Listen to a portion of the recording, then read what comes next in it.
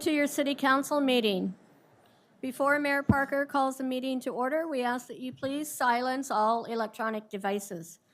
For those of you who have requested to speak, there are 2 podiums in the chamber. The podium in the back is for individuals with mobility concerns. We ask all other speakers to step forward to the front podium.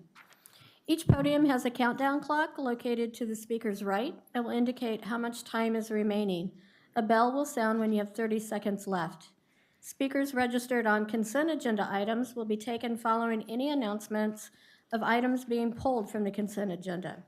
Speakers registered on non-consent items other than public hearing and zoning cases will be taken following council announcements. Each speaker will be given 3 minutes to speak on all items within those blocks. Before you begin your comments, please state your name, and thank you. Good evening and welcome to your Tuesday, May 14th council meeting. I'll call us to order and turn it back over to Jeanette. Tonight's invocation will be given by Pastor Michael Watts from the Pentecostals of Fort Worth. Please rise for the invocation and remain standing for the pledges of allegiance. Thank you, Mayor, City Council. Lord Jesus, we thank you today for a city of diversity, a city of opportunity, and a city of honor. We ask today your blessing to be upon this region. Lord, we know your word declares that righteousness exalteth a nation, and we thank you for that.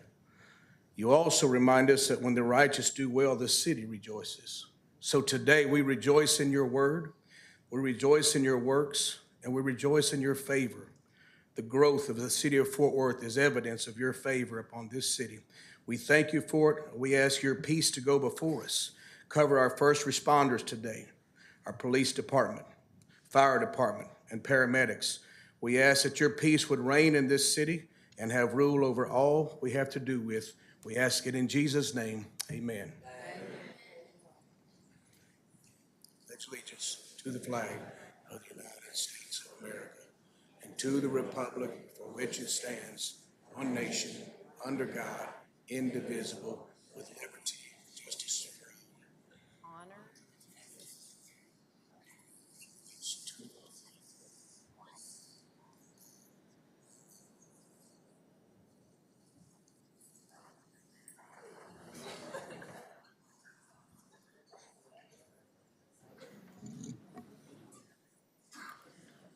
Our first item will be a number of special presentations, with the first one being a presentation of certificates of recognition to the Crowley ISD varsity athletic teams.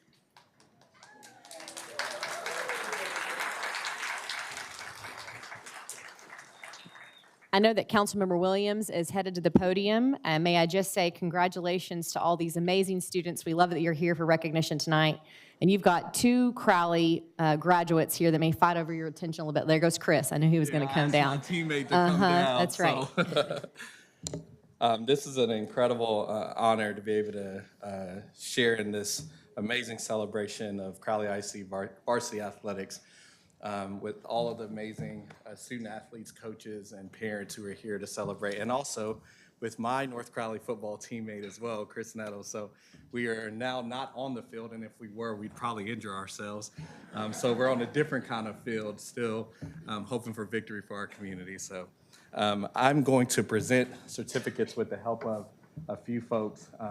When we announce your team and your team's recognition, please come down if you're on that team, and if you're a coach, one of our amazing teammates will hand you the certificate.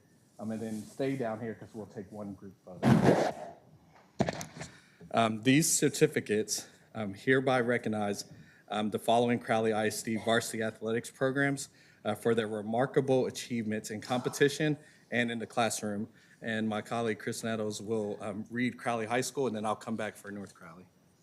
All right, thank you. And I also want to iterate that we really support our education, our young people. And so Crowley ISD, you are doing a fantastic and a phenomenal job taking care of our children each and every day.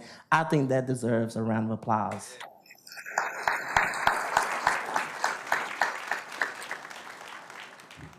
All right, so I'm gonna go ahead and read off these certificates for Crowley. Crowley High School Eagles boys soccer team is recognized of earning 4th place in District 3, 6A, and advancing to the by-district round of UIL Texas State Championship playoffs.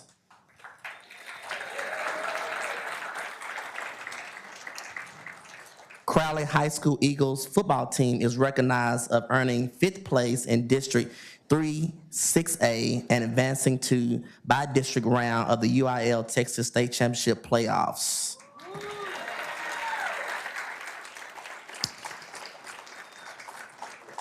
Crowley High School Eagle girls basketball team is recognized of earning 1st place in District 3, 6A, and the by-district championship in UIL, Texas. Crowley High School Eagles girls soccer team is recognized for earning 4th place, District 3, 6A, and advancing to by-district round of the UIL Texas State Championship playoffs.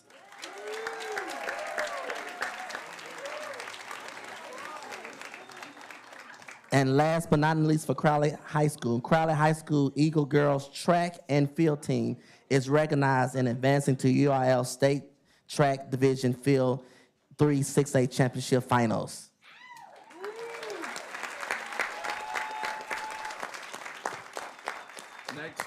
Next, we'll recognize the North Crowley High School's varsity athletics, North Crowley High School boys basketball team in recognition of earning 1st place in District 3 6A and the by-district championship in the UIL Texas State Championship playoffs.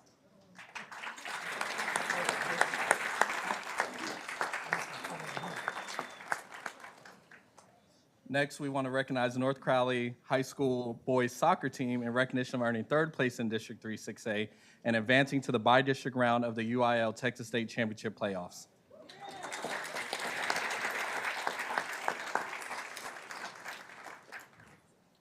Next, we have North Crowley High School boys track and field team in recognition of earning the UIL Texas State Track and Field District 3 6A championship and the area championship.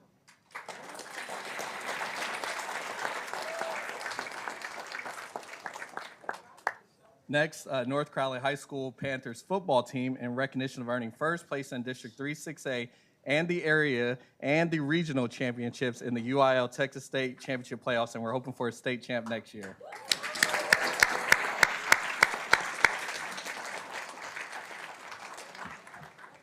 And lastly, North Crowley High School Panthers girl basketball team in recognition of earning 4th place in District 3 6A and advancing to the by-district round of the UIL Texas State Championship playoffs.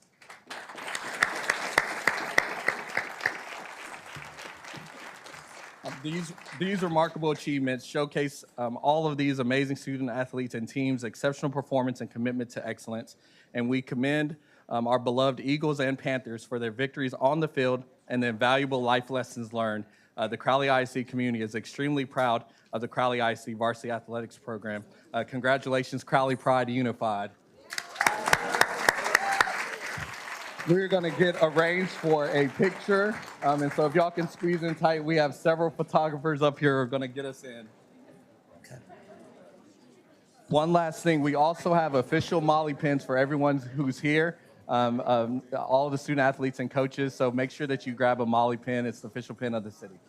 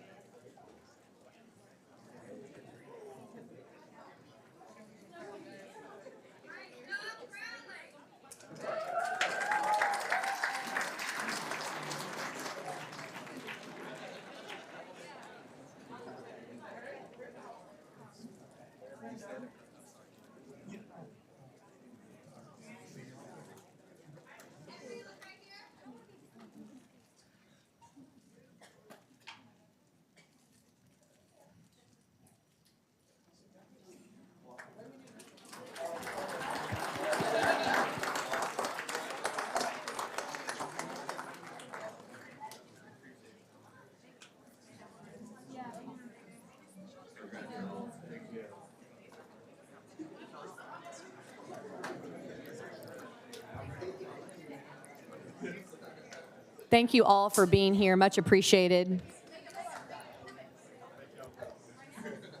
Our next presentation, and we're obviously going to allow people to leave unless they want to stay for zoning. No one wants to stay for zoning. Okay, we understand. Our next presentation will be by Councilmember Carlos Flores, a presentation of certificate of recognition to Angel Sanchez, Diamond Hill Jarvis Sr.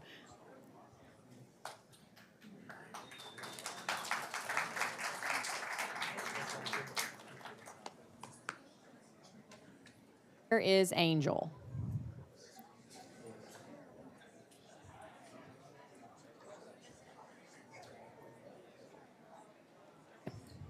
There he is.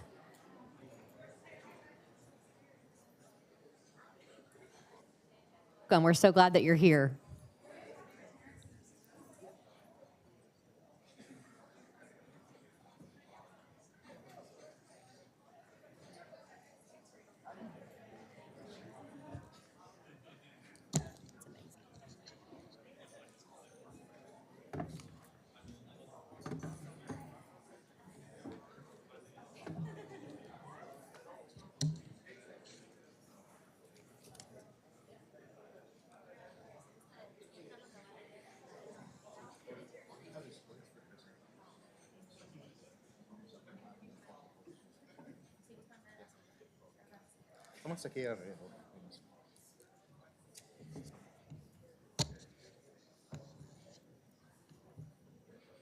Okay, I guess I'll get started.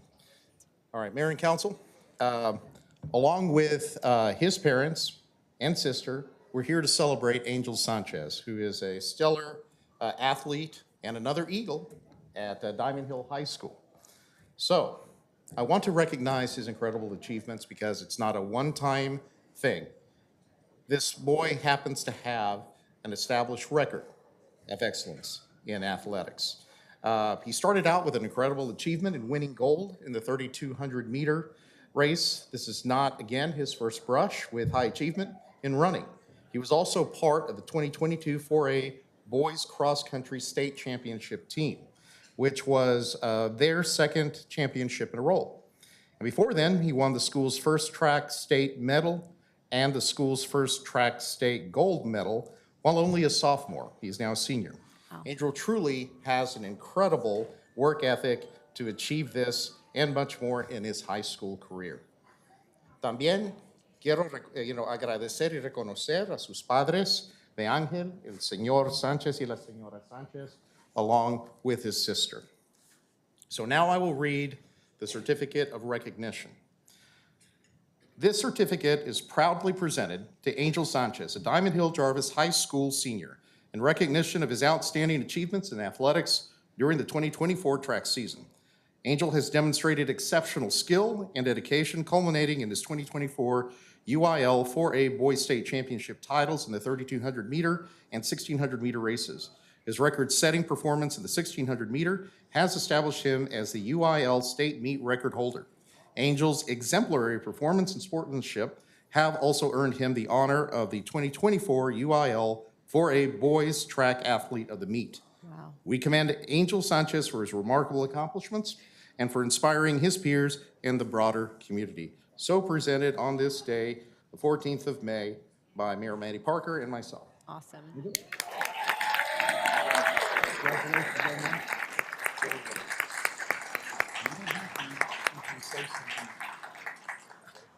It's up to you. Angel, if you'll come to the microphone, I have an easy question for you. Just indulge us, how quickly do you run the 3,200 and the 1,600 meter races? For the 32 around 9 minutes and 14 seconds, and for the 600 around 4 minutes and 13. Yeah, I mean.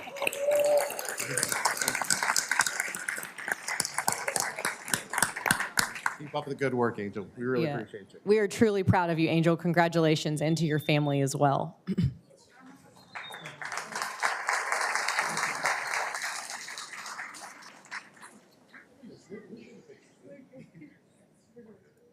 Wherever you like.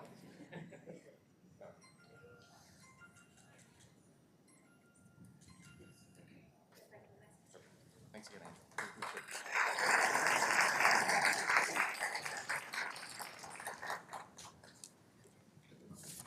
Thank you, Carlos. That was excellent. We next have a presentation by Councilmember Charlie Larsdorf to recognize Trudy Perry, and I believe he's going to kick things off and then also ask Councilmember Blaylock to assist on this one. Yeah, so, well, thank you so much for allowing me this opportunity, Mayor. As much as I wish I could be there, my son just got released from Cook's Children after nearly a week, which is way too long. So this is something I really wanted to be there for in person. Obviously, family first. But speaking of family, I wanted to just make sure we recognize Miss Perry, and Alan's going to do the formal part here in just a second, since he's a former District 4 representative. But Miss Perry is the epitome of the perfect neighbor, and she's exactly what we want whenever we speak about safe city. You know, we depend on our police officers day in, day out, but we also depend on our neighbors to watch our back, watch our six. And that's exactly what Miss Perry has been doing since taking over as block captain for Neighborhood Crime Watch. Unfortunately, right now we're working at the city level to make this a formally recognizable endeavor as far as volunteer hours. So I thought it was important to at least recognize her in council tonight. We'll read the formal citation here in just a second, but just a few of the highlights. Since she's taken over as a block captain just in April, she accepted the position in April of this year. She's already dedicated over 200 hours. She's organized numerous meetings, not just with neighbors, but with also with our Forward Police Department and city officials. She's there for her neighborhood. She's there for her community, and she's exactly the type of neighbor that we all wish we had. And if it wasn't for our partners in not just Citizens on Patrol, but also Neighborhood Crime Watch, there's no doubt that our city would not be as safe as it is. So with that being said, Councilmember Blaylock, would you mind please doing me the honors of presenting Ms. Perry with this award? Councilman Larsdorf, it would be my pleasure. So for this particular recognition on behalf of Council District 4, I'm going to read it from here because it's a novel, and it'll just be a little easier that way. And then after I finish reading it, Trudy, if you would meet me at the podium, that would be awesome. So certificate of recognition for the Office of Council District 4. The Office of City Council District 4 is proud to recognize Ms. Trudy Perry for her outstanding dedication and tireless efforts to enhance the safety and well-being of our community. Ms. Perry's unwavering commitment to fostering neighborhood bonding and promoting security measures within our community has not gone unnoticed. Through her proactive initiatives, including block walks, organizing neighborhood crime watch meetings, and facilitating crucial discussions with the Fort Worth Police Department and city officials, Ms. Perry has significantly contributed to creating a safer and more connected environment for all residents. Ms. Perry's leadership in organizing successful events such as the 2023 National Night Out and the Neighborhood Eclipse Watch, as well as her participation in vital campaigns like water safety and autism awareness, exemplifies her selflessness and dedication to serving others. Notably, she has dedicated over 200 hours of service in her various duties, further demonstrating her commitment to our community. Furthermore, Ms. Perry's role as an active crossing guard at Park Glen Elementary demonstrates her ongoing commitment to ensuring the safety of our children and families, both within the school grounds and throughout the surrounding neighborhood. Ms. Perry's passion, dedication, and initiative serves as an inspiration to us all. We extend our deepest gratitude for her outstanding contributions to our community, and we look forward to continuing to work alongside Ms. Perry to make our neighborhood a safer and more vibrant place for everyone. The certificate is presented to Trudy Perry in recognition of her unwavering service to her community on this 14th day of May, 2024, by Councilman Charlie Larsdorf.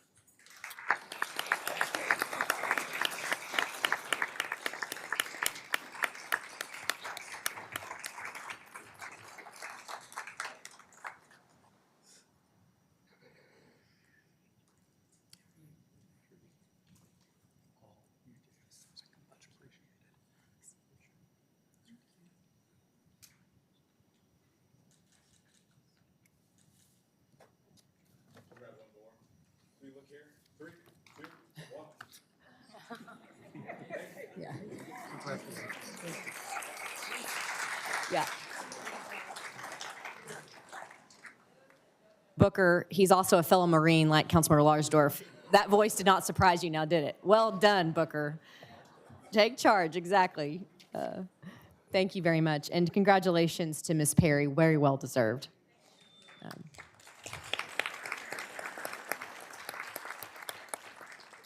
I know Councilmember Beck is very excited to present this next proclamation for the Eastern Bluebird as the official city bird of Fort Worth. As our guests join us at the dais, I will say we're going to kick off with a video so you can watch from your seats or you can join us at the podium, your choice. You can cue the video.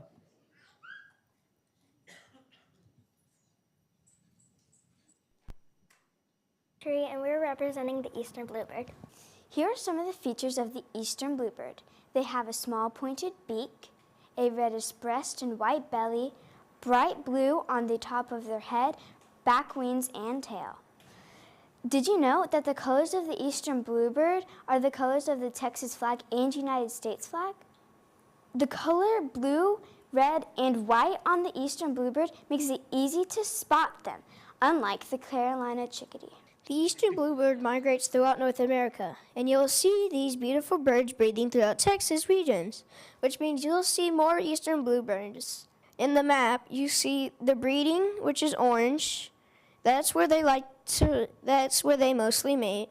The non-breeding section is the tiny blue space. Then the year-round section is where they like to hang out. And it goes through part of United States and some Mexico.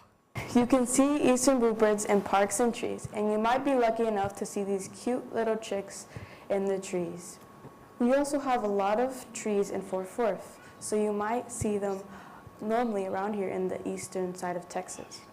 Eastern Bluebird lays about 2 to 7 eggs each year, and that means we'll get to see 2 to 7 more baby chicks. And here's a fun fact. Baby Eastern Bluebirds are smaller than your thumb. When baby Eastern Bluebirds are born, their feathers aren't blue, they're gray, with spots on their backs and chests. Here are some fun facts. They are a preaching bird. They can be tracked for decades. And last, they're floater birds. How does this make you feel? Well, this makes me feel joyful and peaceful. Do you like vegetables? Well, the Eastern Bluebirds eat invasive insects that eat vegetables and crops. Farmers might be really happy about this. Do you want a bird just like us? Well, the Eastern Bluebird is your bird. They are very territorial and protective, and they are very social with the other birds just like us. Texas is the friendliest state, and the Eastern Bluebird is very friendly, unlike these birds on my left.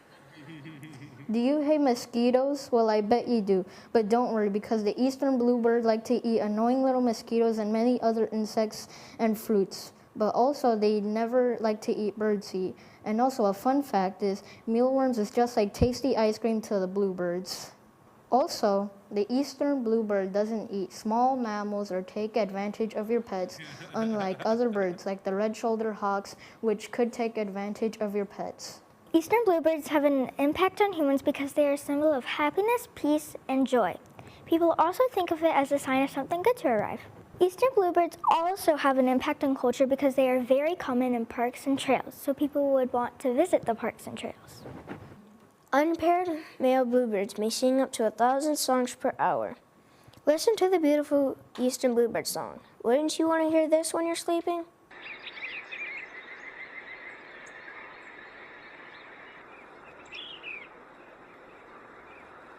But on the other hand, the red-bellied woodpeckers are very loud and noisy. Some fun facts about the Eastern Bluebird are, a bluebird is in the famous Disney movie Snow White. Also, there's a popular song from the 1930s called The Bluebird of Happiness. Our sources that we used are listed right here. Thank you for listening. Please choose the Eastern Bluebird as the city bird.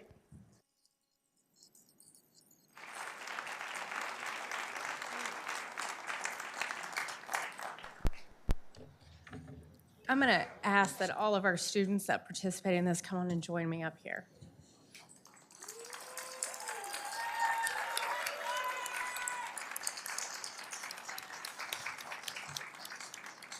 We're a little excited today, and I think of those of you on the dais, the most excited about the Eastern Bluebird was none other than our very own city attorney, Leanne Guzman, because it turns out the Eastern Bluebird is her favorite bird, and I promise she didn't weigh on the scale of this voting.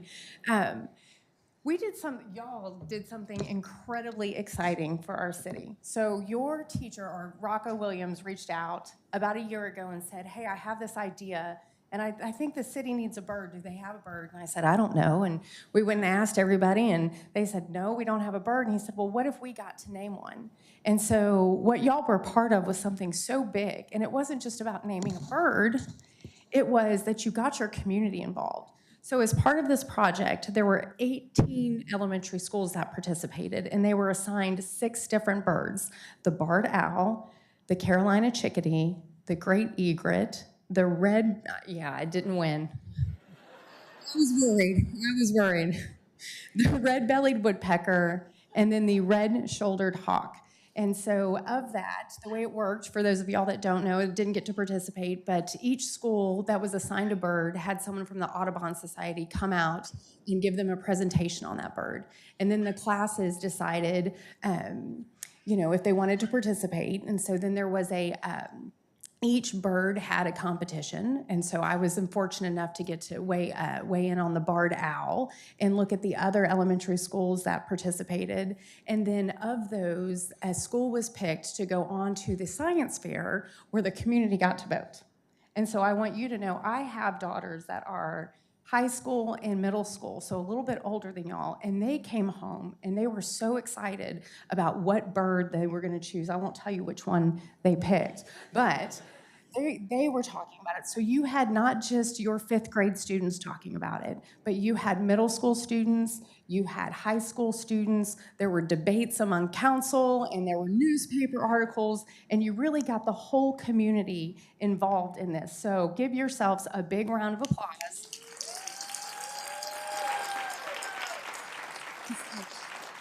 Based on your work, we now have a city bird, the Eastern Bluebird, and I would like to read our proclamation for you.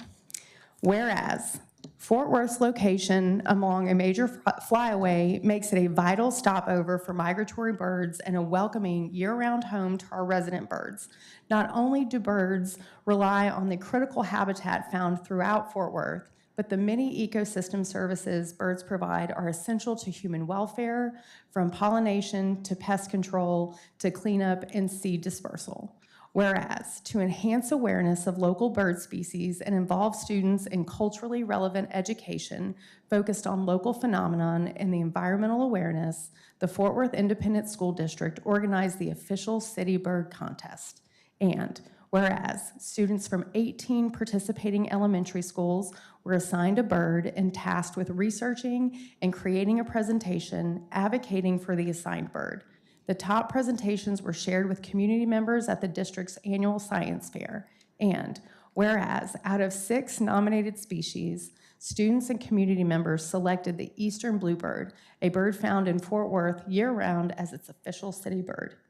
Whereas the Eastern Bluebird found in parks and trails is characterized by its bright blue tail, wings and head, reddish breast, and white belly.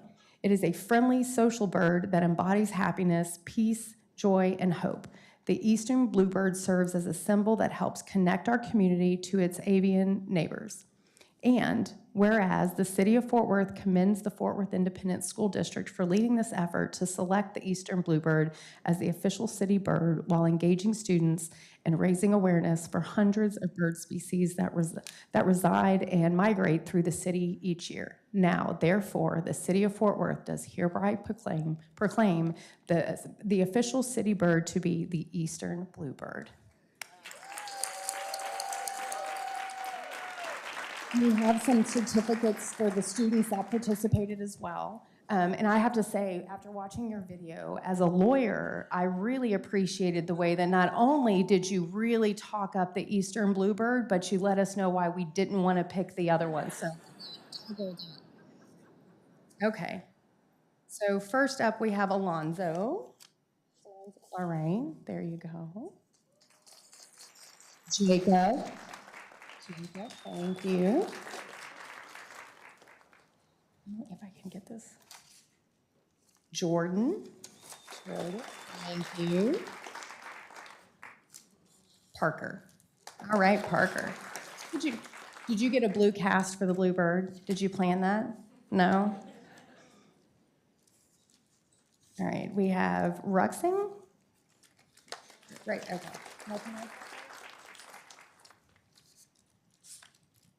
Ephraim. All right. Juliana.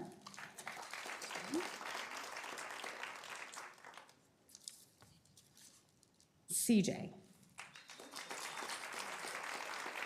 And last but not least, Lucy. That's you? And at this time, I'd like to ask Mr. Williams to come up in the Audubon Society and invite you to say a few words.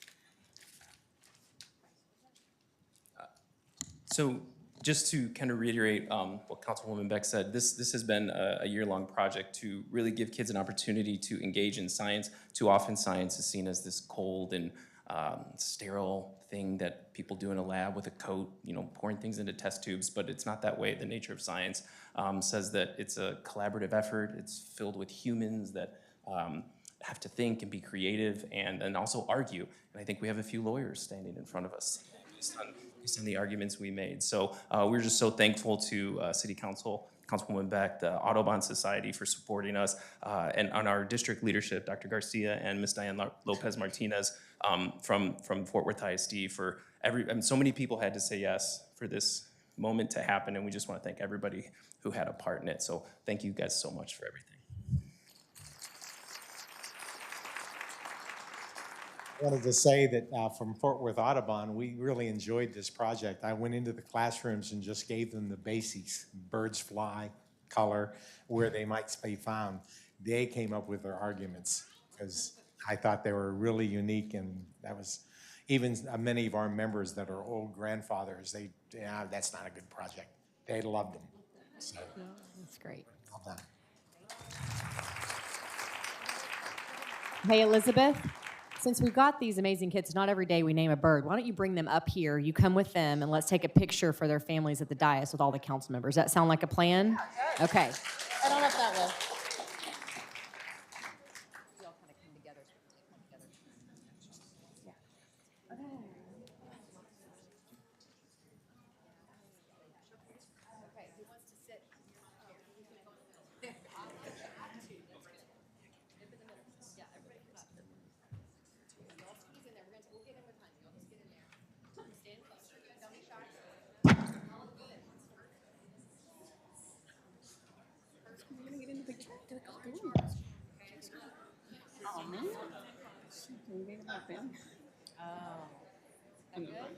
I think if they sit, you'll be able to see them. Come here close, bud. Here. Everybody cloud in. There we go. We're all friendly. How do they look, y'all? Pretty good, right?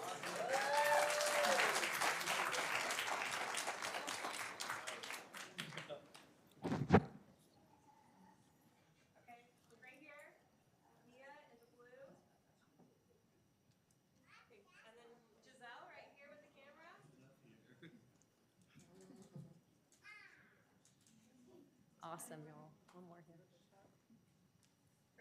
Congratulations.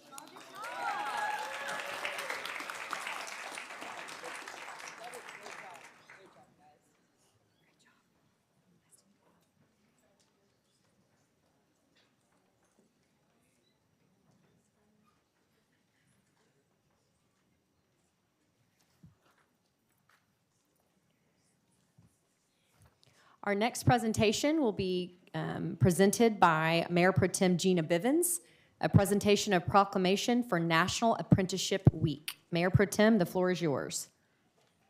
Thank you, thank you, thank you. I'm going to follow the lead from Councilmember Jared Williams and get assistance from Joycia and Suzanne. And the first one we're going to do will probably be Workforce Solutions of Tarrant County. Yeah, second one. Thank you. And so I'm going to ask the team from Workforce Solutions for Tarrant County to join me at the microphone. Come on down. I don't have any prizes to offer, but if you're from Myrtle, come on down here. I see you. You can't hide up there. Come on. And while I'm reading this, my back will be to you, but Glenn is going to take a picture of us from, okay, there we go. So when you read this, I want you to think about work and jobs and young people. Summer is coming. I want every teenager around me to be working so I can borrow money. Now, I left my large font in another room, so bear with me. This is a certificate of recognition, and it comes from my office.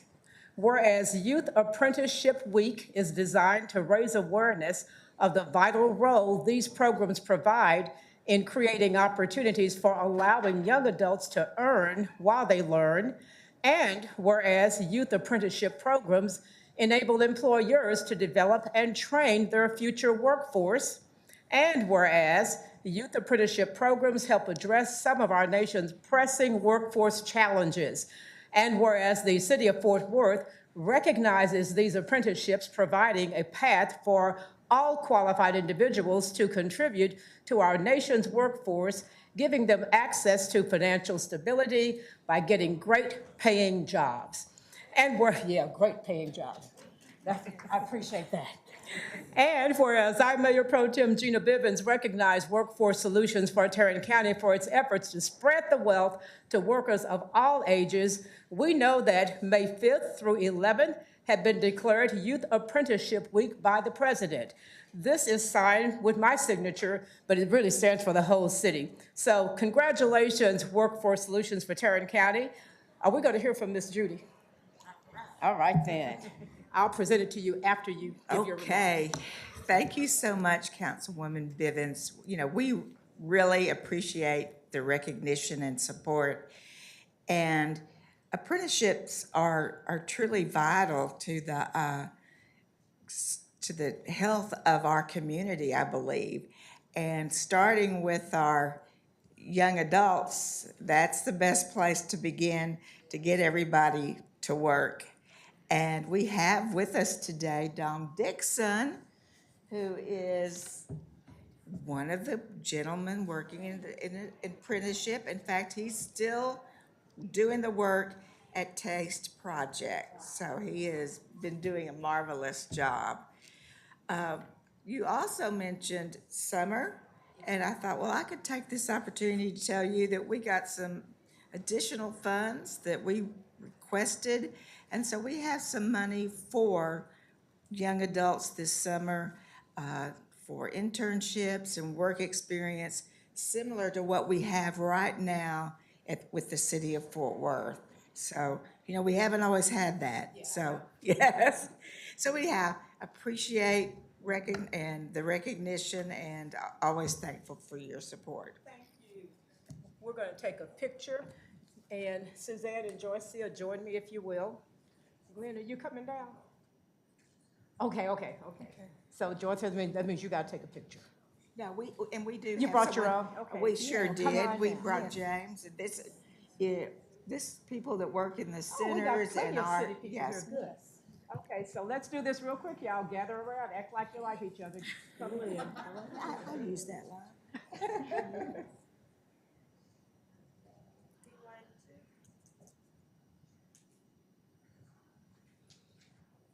Thank you. And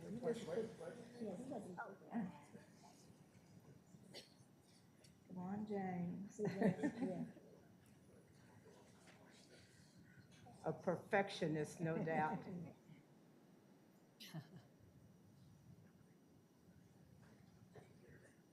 You doing all right?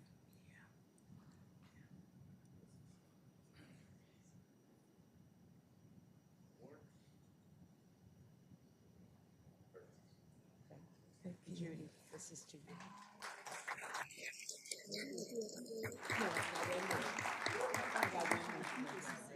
Thank you. Thanks so much. And Now, I hear there's a former mayor, good, oh, you're the apprentice, leave me $10 at the door. I need it for bus fare. Where is that other flag? Thank you. Okay. I understand we have a former mayor in the house, is that correct? Yeah. Well, Mayor Kimball, why don't you and your buddies come on down? We're going to recognize TCC. As in Tarrant County College District, I see the chancellor, I see the board chair, I see the longest serving member. Good to see you, doctor and mayor and doctor. I'm doing good, thank you, thank you. Once again, I have a proclamation to read, and this time we'll have Mr. Elman he's already told me where to pose for the picture.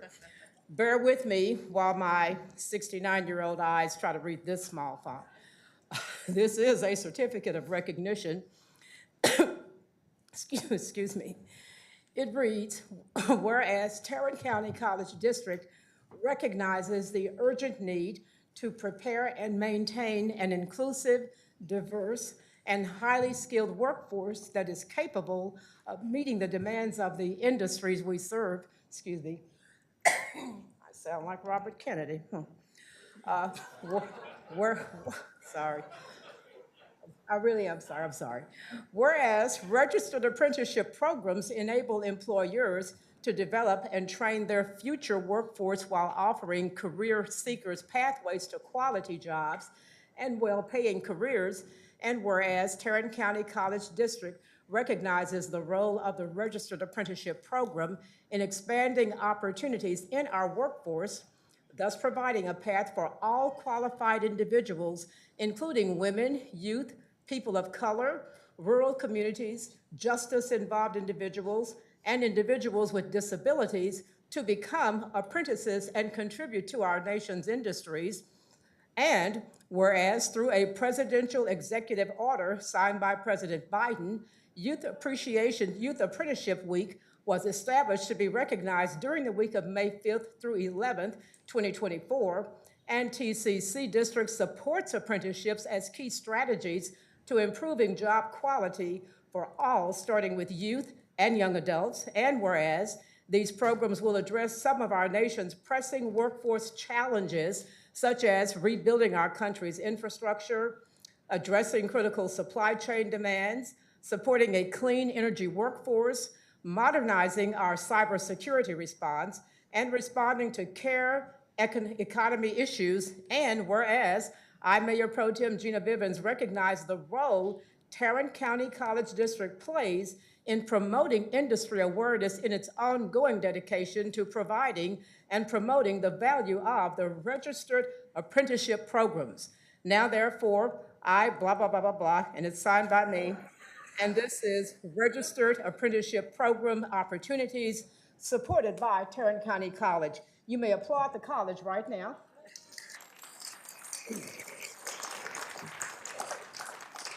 Now, we have so many dignitaries standing behind me.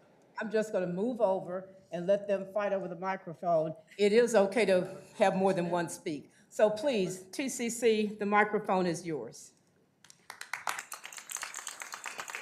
Thank you so much. Good afternoon, Mayor Parker, members of the Fort Worth City Council. With me this afternoon are three of our elected Board of Trustees, Teresa Ayala, Kenneth Barr, and Dr. Gwendolyn Morrison. And you know all three of them because they are influencers in this community. We are honored to accept this proclamation for our advocacy during the National Apprenticeship Week. TCC's strategic focus is to prepare the future workforce and to be a key partner in the region's economic development. We are constantly reinventing ourselves to address the educational and training needs of our business partners. Through workplace learning, such as apprenticeship programs, our students are gaining true-to-work experience. We must continue to forge partnerships that connect accessible, affordable, higher education, and skills-based training with gainful employment. An estimated 88% of our graduates stay in Tarrant County, and another 9% stay in Texas. That means that most of TCC's 8,000 annual graduates choose to live and work right here at home. And I'd like to have our really special folks to say a few words. Thank you so much for this recognition. We appreciate it. We appreciate the partnership that we have with the City of Fort Worth. And we are so excited that we'll be graduating over 8,000 students in the next couple of days, and they will be out in the workforce. So thank you very much for this honor. Good evening. It's an honor to be here, and thank you, Mayor Pro Tem Bivens, my councilwoman, for inviting us to come and recognizing the great work that Tarrant County College does in the district. And as we approach 60 years of serving the community, we're excited to continue the mission that was dreamed about and voted into action when the first Mayor Barr was mayor of the city of Fort Worth.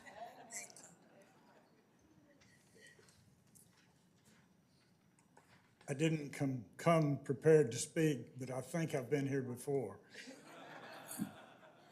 Thank you for this recognition, and thank you for the commitment that the City of Fort Worth and this council has to education, and we appreciate the partnership very much. Thank you. Now we're going to take a real formal picture. Dr. LeVar, come on up here. Glenn, what do you want? Okay, here we go. Yes, we'll do it. Come on in. Yes, way closer.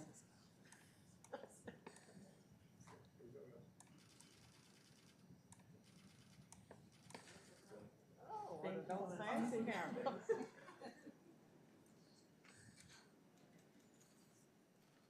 Thank you.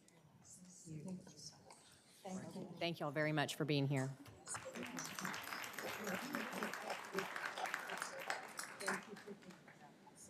Council, our next presentation is a proclamation for Mental Health Awareness Month by Councilmember Elizabeth Beck.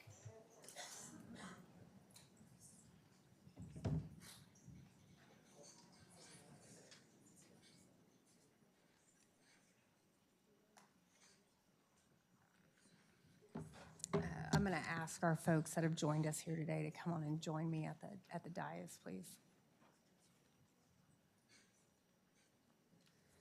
Mayor and Council, as you may know, May is Mental Health Awareness Month. And we have some very special folks with us here tonight as we do this proclamation. Many of you know about the larger organizations in our community that work towards improving the mental health of the residents of Fort Worth. But tonight we have with us some of those smaller entities that you may not know about, because I think it's important that we celebrate the work that they're doing as well. And so I will start with the proclamation, and then I don't bite. I promise you can get a little closer. Okay. Whereas mental health is an essential component of one's overall well-being and is important to support individuals living with serious mental illness. And whereas good mental health is critical to the well-being of our community, families, schools, and businesses. And whereas the National Institute of Mental Health reports that 6% of the U.S. population has a serious mental illness. Therefore, nearly 131,000 people in Tarrant County suffer from profound mental illness, many of them from our youth population. Whereas, according to recent statistics, 36% of youth aged 12 through 17 in Tarrant County have a mental health need, and 13% suffer from depression or bipolar disorder. And whereas in 2021, 17.7% of high school students in Fort Worth considered attempting suicide, while 9.3% actually attempted suicide one or more times. And whereas in 2021, 9.3% of Fort Worth high school students actually attempted suicide more than one time. And whereas Fort Worth continues to be one of the fastest growing cities in the nation, as a result, the population needing effective mental health care services continues to expand dramatically. And whereas local organizations have been leading efforts to reduce the stigma and discrimination surrounding mental health and behavioral health challenges while increasing awareness for the tools and resources available to prevent such challenges. And whereas Fort Worth is committed to becoming the healthiest city in the nation by prioritizing mental health and recognizing its integrated role in our lives. Through support from mental health advocates in our community and the implementation of innovative programs and studies, we aim to transform clinical care for diagnosing, treating, preventing mental illness. This transformation will bring long-lasting benefits to our region. Now, therefore, the City of Fort Worth does hereby proclaim the month of May 2024 as Mental Health Awareness Month. Give yourselves a round of applause. And so, first up, we have Surya Barrow from the Cowtown Clubhouse, which is a member-driven community to support meaningful work for Fort Worth residents and people living in 76104 who are recovering from serious mental illness and stigma of mental illness. Council, thank you so much for honoring us and recognizing the work of small mental health organizations. I'll tell you a little bit about Cowtown Clubhouse. In Fort Worth, we serve a community of members who live with serious mental illness, for example, depression, schizophrenia, bipolar disorder, and PTSD, in a full day, 5-day-a-week program. We follow the Clubhouse International researched health model. It's a public mental health model, providing a community of support, wellness activities such as walks and meditation, daily nutritious meals, educational and employment opportunities, including transitional and supported employment, housing and benefits supports, and a work-ordered day where our members take responsibility for running our clubhouse. We also offer social events for relationship building. Our program leads to higher employment, reduced hospitalizations, reduced incarceration, saving taxpayer dollars while restoring the dignity of our members' lives. Thank you, Councilwoman. And next up, we have, some of y'all might know her. She used to be one of us, Katie Wary from M2G, or well, you were always one of us, from M2G's Mental Health Initiative. Yes. Hello, thank you all for having us tonight. I'm excited to be here. I'll give you a little bit of background on M2G and the Mental Health Initiative. Following the loss of a loved one to bipolar disorder in 2017, M2G's co-founders and sisters, Susan Miller and Jessica Miller-Essel, channeled their heartbreak into action by launching M2G's Mental Health Initiative. M2G may be in commercial real estate, but at the heart of the company is innovation. And we have a vision for a world that offers better outcomes, earlier intervention, and an established path to healing and wholeness for those living with mental illness. Since 2019, we set out to raise awareness and drive advocacy to improve outcomes, raising over $1 million for the Fort Worth location of UT Southwestern Center for Depression and Clinical Care. The CDRC is a nationally recognized location for its work, and in these few short years, the Fort Worth Clinic has allowed Dr. Trivedi to expand his participation in the Texas Resilience Against Depression program, which is the largest longitudinal study of its kind to date. This research is leading to new treatments, including brain and blood tests for depression and suicide, establishing networks and research-driven programs to reach adolescents, addressing youth and depression suicide rates, and creating better outcome for our youth. So thank you very much for allowing us to come. Thank you, Councilwoman Beck, for helping kind of lead the charge for today, and we appreciate it. And thank you for all your leadership. All right. And then last but not least, we have Christina Judge. And did Mayor Barr leave already? He did. Well, then he doesn't get his shout out. Yeah. So I'll let you tell the story then from the Mental Health Connection. Christina Judge. Thank you. Well, we might be small, but we are mighty. We have 3 employees, Chastity Warren, Kim Brennan, and myself. I'm Christina Judge. I'm the Executive Director of the Mental Health Connection. So we have an interesting nationally recognized model. We formed in 1999 after the Wedgwood Baptist Church shootings, and Mayor Kenneth Barr was actually driving the force of advocates for mental health in the community. So we're in our 25th year. We have 70 member agencies that provide direct mental health services and support services. At any given time, we have about 1,200 members. UT Southwestern CDRC is a member, and Cowtown Clubhouse is a member. So what we do is we work together to make sure that we're not working in silos. We provide opportunities for partnerships and collaborations.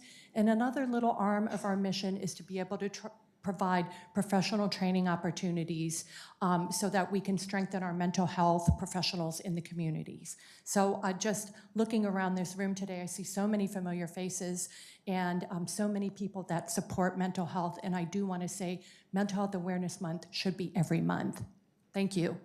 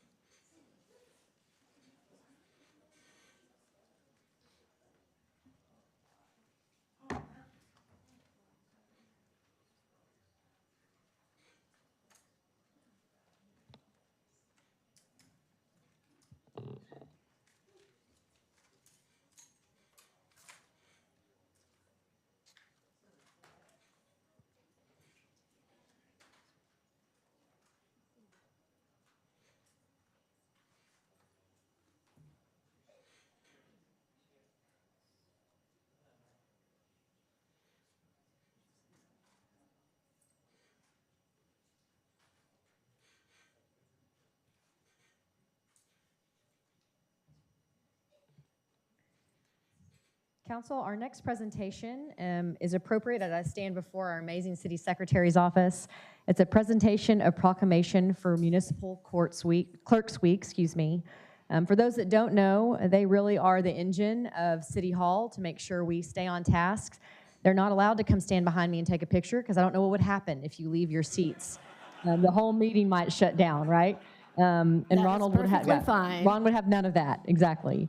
But importantly, Municipal Clerks Week was celebrated May 6th through 10th, and this is a week that recognizes the indispensable contributions of municipal clerks and the true profound impact that they have on local governance and community well-being.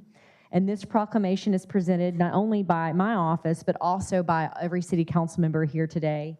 Whereas the office of the municipal clerk is a time-honored and vital part of local government existing through the world and is one of the oldest among public servants.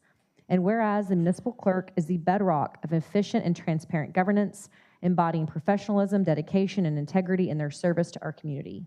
And whereas the municipal clerk plays a vital role in fostering democracy by ensuring the integrity of elections, maintaining public records, and facilitating access to government and information. And whereas the municipal clerk serves as the liaison between citizens and government, providing essential support to elected officials, city departments, and the public. And whereas the Municipal Clerks Week provides an opportunity to recognize and celebrate the invaluable contributions of municipal clerks to the effective functioning of local government. And whereas we extend appreciation to our City Secretary's office for the vital services that they perform and their exemplary dedication to the community that they represent. And now, therefore, the City of Fort Worth does hereby proclaim May 6th through May 10th, 2024 as Municipal Clerks Week. Thank you very much, Jeanette and her entire team.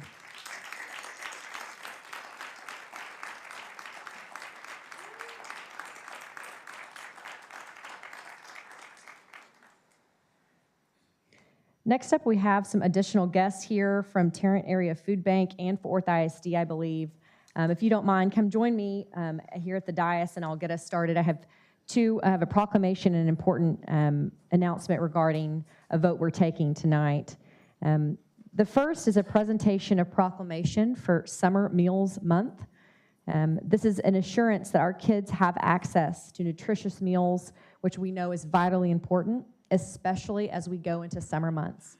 I'm glad to have Tarrant Area Food Bank with us here today to accept a Summer Meals Month proclamation in honor of that work and focus.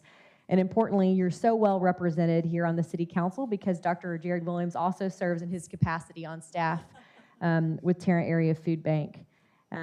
Today, we are also not only giving this proclamation for Summer Meals Month, but this City Council is celebrating a $10,000 grant that will go to the Tarrant Area Food Bank as a part of their Ready to Learn in-School Market program.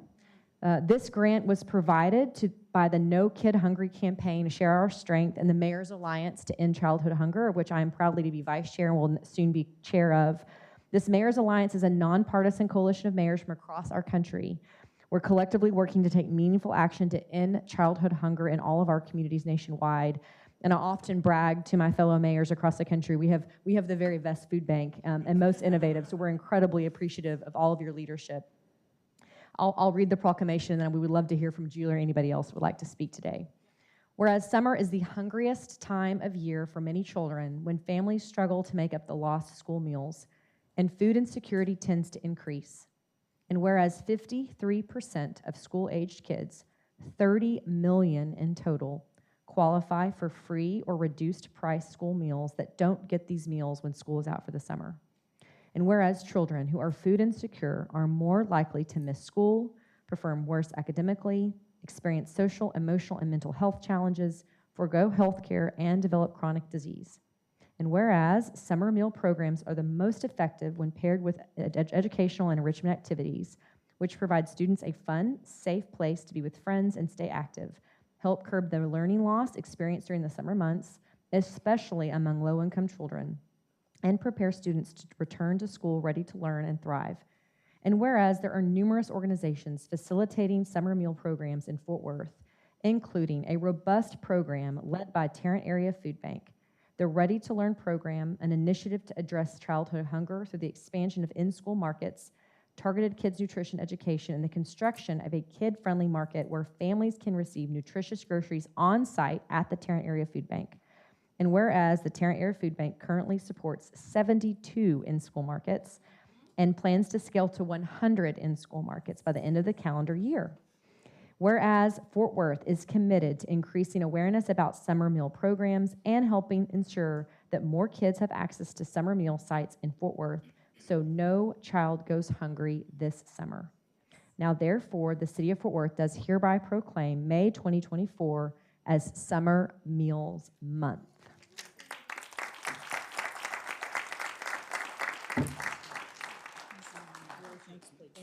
Thank you, Mayor Maddie, and thank you to the City Council. We certainly do appreciate this honor and recognition. And we don't get this work done without great partners in the community. So I have up here the Fort Worth ISD representatives with us who have helped us install these 72 in-school markets. Not easy, and it doesn't come for free, so we appreciate the grant. It wasn't 2 years ago that we had 13 in-school markets. And so to accomplish 72 is a pretty big, significant change, right? And so I want to recognize Viviana Mendez, who is over our youth programs, and she is the engine behind getting these 72 installed.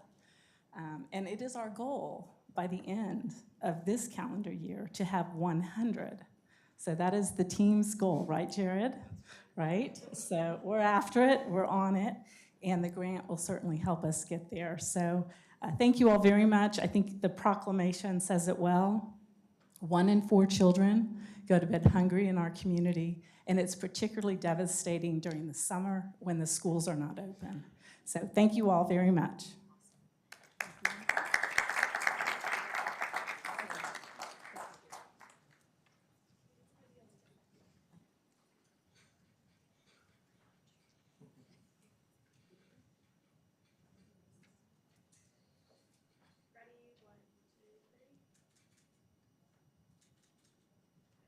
Can I get one more?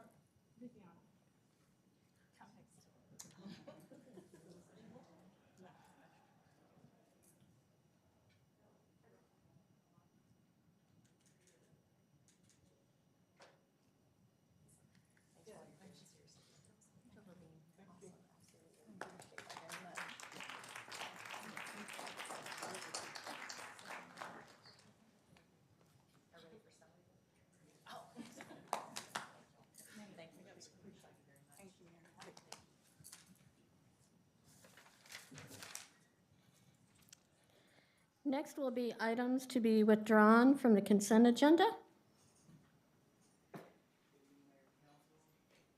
Just one item to be withdrawn from the consent agenda, item M&C 240436, and be placed on the non-consent agenda. Mayor and council, before we take the speakers on consent, I have 2 corrections to read into the record. For M&C 24-0386, there was a typo in the recommendation. The posting language is correct, but the dollar amount should be $41,800,000. On M&C 24-0389, the correct district should be Council District 4 and District 10, and not District 7. And Mayor, with that, we can take a motion, or the speakers on consent, and I believe we have 3. Thank you. Our first speaker is Adrian Smith, followed by Mary Talley.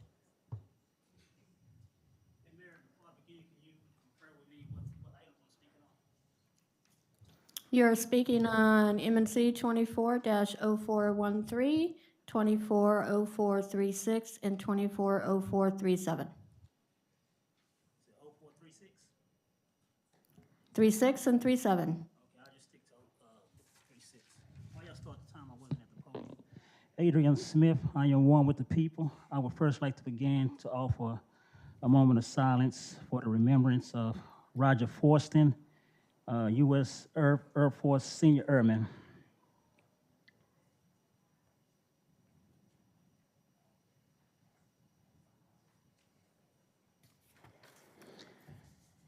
MMC 24-0436. This is speaking to the contract that you all had gave to Waste Management back in 2021, a $478 million contract. Thankful the Fort Worth report did a report on this. Fort Worth seeks to remove minority-owned business requirement from a set $479 million trash contract. So my question to this council is, what are we doing? Because you all gave a contract to Waste Management. Waste Management should do what's necessary to fix this problem, not come to you all and point the fingers at someone they've subcontracted to do the work.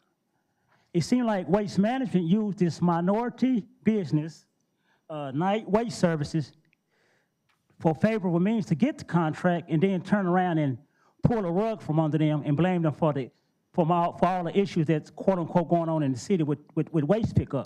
So I want to ask this city council, what are we doing here? And I found out today that the mob still exists. The mafia still exists. And the mafia still exists in the form of Waste Management. So do any of you know how long night waste service has been in operation? Do any of you know how long it's been in operation? Anyone? 20 years. 20 years they provided a service to this city, and now it's being undermined because of what? We're talking about 40 families due to be affected by a decision. I think you all should go back to the table and sit down with all entities and see what we can do to rectify these quote-unquote problems. I don't think waste management should be the lone voice on this particular item. And in closing, we praise the ideal and support for the working class in one voice, and with that same voice, undermine and rip the very existence of it. TCC, 8,000 students to graduate into the workforce. We heard that tonight, right? 40 families, you all, 40 families. And y'all might think it's a light matter, but election time is coming up. And if you all make the, I'm going to remind the people. Thank you. Our next speaker is Mary Talley, followed by Tim Sansone.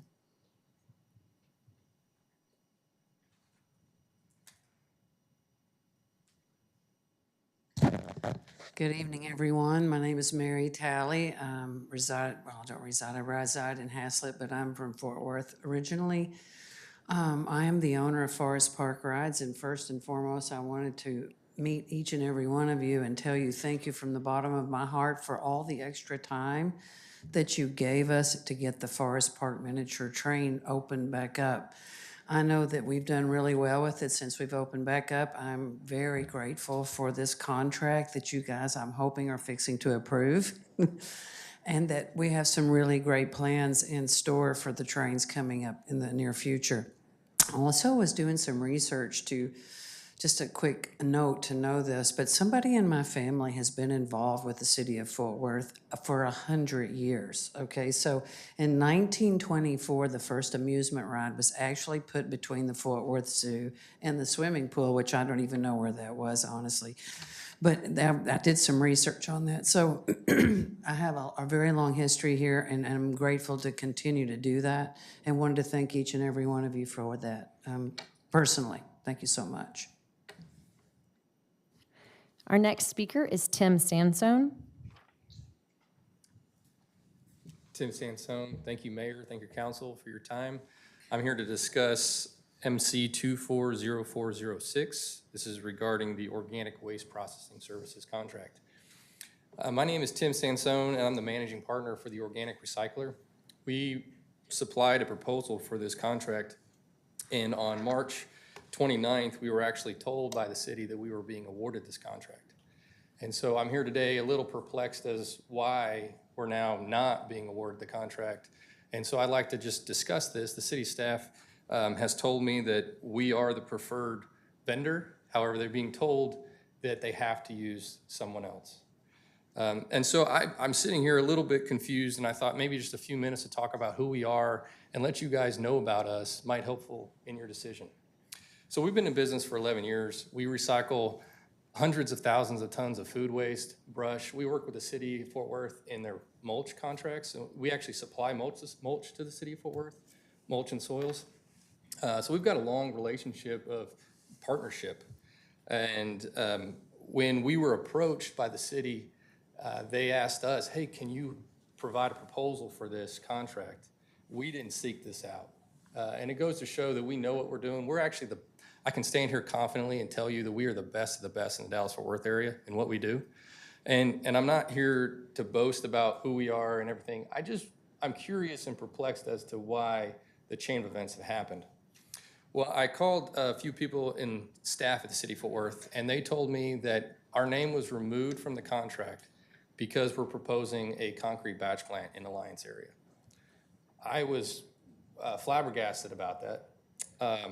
But at the same point, if that's where the city stands and they don't want us to have a batch plant there, let's negotiate. Let's talk about this.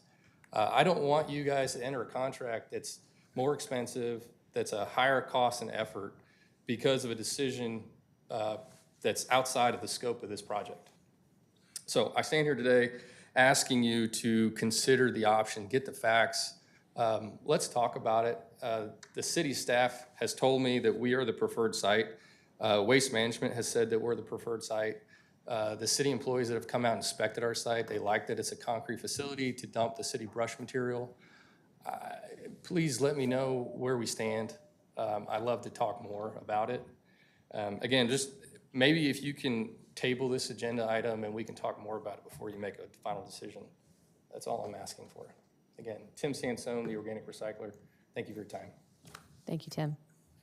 Council, that's the end of our consent agenda items. I'm going to ask probably Dr. Cody Wittenberg on this MNC 24-0406 that's currently on the consent agenda.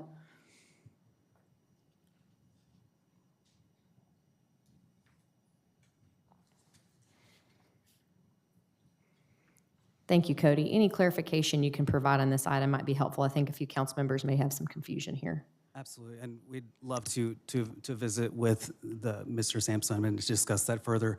So when we looked at the evaluations, there is a vendor that is scored as the top vendor or the first place, and we'll need to work with staff and to review all of the records to see what we can do to move things forward. Okay. So is it helpful to table this item and not vote on it tonight then, if it's currently on the consent agenda item? So I feel like we need one solution for a long-term strategy for organics recycling, in my opinion, and certainly the first vendor is an option. And I think we as staff can also consider to look at other vendors and other bids in the near future. So for clarification, is it best if we pull the agenda item? I think, hate putting you on the spot, I think I don't know much about this item in particular. Ellen and I talked about it a little bit beforehand. And I don't know, council is welcome to chime in here. There may not be some interest in that, but I'm just kind of throwing it out there publicly for us to discuss. Go ahead. That's a good question. Is there urgency to get on this MNC through today? So we are currently working with 2 vendors under an emergency type memo. We don't currently have a formal contract with any vendor in place other than those items, but we certainly have the option to table it for one more agenda item, I think, to have some additional conversations. Okay. I think I would be most comfortable with that unless the council has any opposition to tabling this item until the next council meeting. Absolutely. I'll entertain a motion. What would that meeting be, Jeanette? It would be June. Let me pull up the calendar real quick, sorry.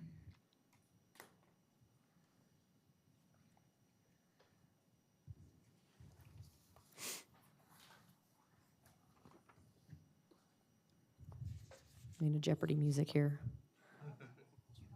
June 11th. Does that cause you any pause? I think. Okay, I've got a motion and a second, council, to postpone that one particular item, which pertains to MNC 24-2406 until Tuesday, June 11th. We'll get to that in a second when we pull it off the consent, sorry. Okay, Mayor, it might be easier. Can we do all that in one motion, can we vote on consent and pull that motion at the same time, or do you want 2 separate votes, Jeanette? We could do it together. Okay. So Michael, I might ask you to amend your motion to do just what I just said. Thank you. I would move to move forward with the consent agenda and pulling MNC 24-0406 until the June 11th council meeting. I've got a motion and a second. Thank you. And council, before we vote on it, I was going to call on Councilmember Nettles. There's an MNC he did not want pulled off. That's MNC-0395 that he's worked quite hard on, and he wanted to make a few remarks to that. Yes, thank you, Mayor. And I also want to appreciate your help, too, with this item. Braver Together has been assigned to do some urban street studies to take care of Rosedale and Evans, and it's very vitally important that we continue to improve the historical South Side. And so with this MNC, we have the opportunity to allow Braver Together to use one of our city buildings as they do the work in our community and work in our community. And so, Mayor, you helped with get that established, Robert Stearns, and those of you, we really appreciate you guys making that happen. So I just wanted to acknowledge the work of the city of Fort Worth. Council, we have a motion and a second on the floor. Please vote.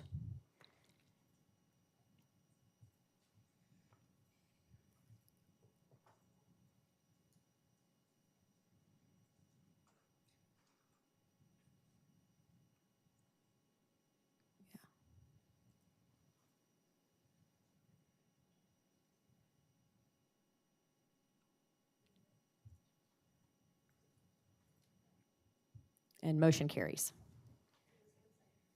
No problem.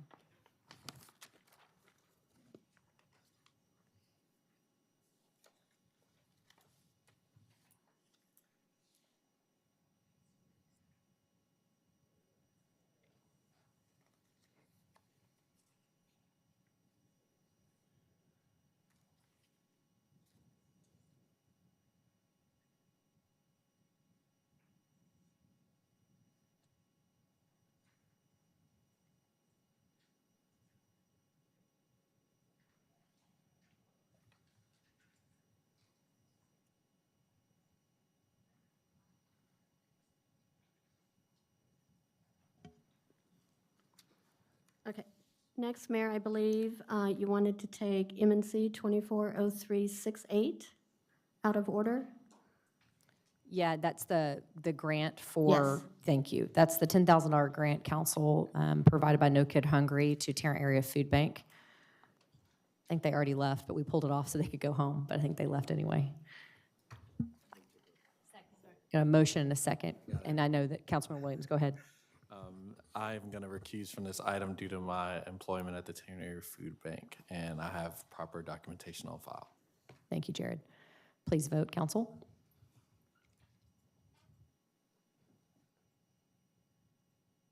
Charlie's a yes, thank you. And motion carries. Okay, Mayor, that gets us back to M&C 240436, which was pulled from consent. Thank you, Jeanette. I'm going to ask Dr. Cody Wittenberg to come back this evening. You're earning your new position tonight, Cody, aren't you? Our new Director of Environmental Services. Cody, there's been quite a bit of understandable interest on this item. If you don't mind kind of walking us through what this M&C does this evening and providing any additional comments or questions that council may have. Thank you. Absolutely. So last week during work session, we were able to discuss some challenges that we have across the city with providing consistent, reliable, high-quality services for residential collections. So that's garbage, recycling, bulk and yard waste, all those 4 lines of service. In this particular contract, there is currently a requirement in that contract for a 25% MBE requirement. And to allow for a subcontractor to, in this case, Waste Management, to perform those services. And what we have found over the last several months, there's been several waivers since November in effect, a temporary waiver to that requirement. And over the last few months, we have still seen a need for Waste Management to absorb some of that 25% with their subcontractor, Night Waste Services, in order to achieve service. And even with that, we've seen some service challenges. So with this M&C before you, the goal is to remove that requirement from the contract and to make some additional changes regarding verified miscollections and timelines, and with equipment, long-term equipment planning, so we can hopefully work to restore that exceptional customer service and those routes. Thank you. And Cody, I know that you've met with Waste Management. Have you also had meetings and communication with Night Waste as well? Yes, at this point, we've had conversations with both Waste Management and Night Waste Services together. We've had conversations with Waste Management, and yesterday we had a conversation with Night Waste Services as well. Thank you. Council, any other questions for Cody? Councilman Larsdorf, I'm making sure you're good. I know this has been a big concern in your district. Thank you. Thank you, Cody. I appreciate that. Council, at this time, I think we can entertain a motion, unless anybody else had any questions or comments regarding this M&C. Councilmember Bivens, did you have anything? I know Councilmember Williams may have some comments as well. The only comment I have to share is the numerous complaints I've received from my constituents not getting their trash picked up, and in my case, just left hanging last month. And the main thing people want to see is get their trash picked up as promised. That's what this is about for me. Thank you, Councilmember Bivens. Councilman Williams? Thank you, Mayor. Just a few comments. It's no doubt that waste services is a really important service for our city and for our residents. And at the same time, an equally important priority for us is the importance of investing in local businesses, local entrepreneurs, and especially our MWB program. And I'm concerned about the precedents this sets, removing a requirement. I'm fully supportive of waivers and continuing those waivers, knowing that we can't fulfill the 25% as of now. But I'm just very concerned about setting the precedents of granting large contracts that then down the road cannot fulfill an MWB goal, and then remove the MWB goal because of that. And so I would strongly encourage us maybe to consider continuing the waivers and continuing to do everything we can to support waste management in fulfilling that waiver. And those are my comments. Thank you, Councilmember Williams. Councilmember Nettles? Yes, thank you, Mayor. And I'll be very brief because I'm late to this discussion. I will support what Dr. Williams is saying. This will set a precedent. I do understand there's been many discussions that our city have been doing to get this situation rectified. I think that if there's an opportunity and about waivers, as he alluded to, that's something that we can look into. I know that we need to make a decision tonight. So if this is the vote that we're going to take, I'm not going to support this motion on tonight. Thank you, Councilmember Nettles. I know that Marcus and Richard Knight are both here. We really appreciate your partnership with the City of Fort Worth and with Waste Management. And I think that it's very important. I know that we've got representatives from Waste Management, that those continued partnerships and subcontract relationships continue with Waste Management, and that we continue to work with environmental services staff. I know that Cody and his team are devoted to that as well. We're in this position because we haven't fulfilled the promise to residents, which is once weekly, reliable pickup of your trash. And if there's one thing we've all learned, when you mess with people's trash, that's the first thing they're going to complain about. So I think we can get back on track here, but it's very important to this council that Waste Management fulfills their obligation to communicate clearly with the City of Fort Worth on where we go moving forward, and importantly, continue to storied partnership with Night Waste Services to the extent possible. So we appreciate both of you gentlemen for being here tonight. Yes, please. No, go ahead, please. Cody, can you come back up here? Just one question for you quickly. With the vote we're taking, I'll ask while you're walking up so we can be expedient. With the vote we're taking tonight, does it prevent once Night Waste Management is at a point that they could re-engage in service? Does this vote prevent them from being reconsidered? So no, my understanding is that's no. I'll defer if law has a different opinion, but no, that not at this time. Okay, that's what I just want to clarify. Thank you. Thank you. Any other questions or comments from council? Thank you. At this point, I can entertain a motion. Oh, go ahead, Councilor Martinez, please. Dr. Williams, do you have a motion that you wanted to propose, or was that just a comment?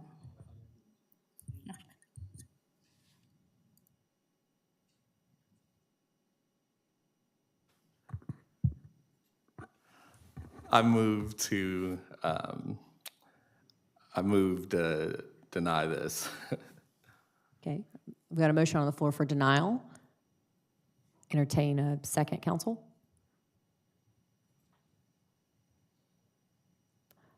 I think the motion fails without a second unless Councilor Nettles is.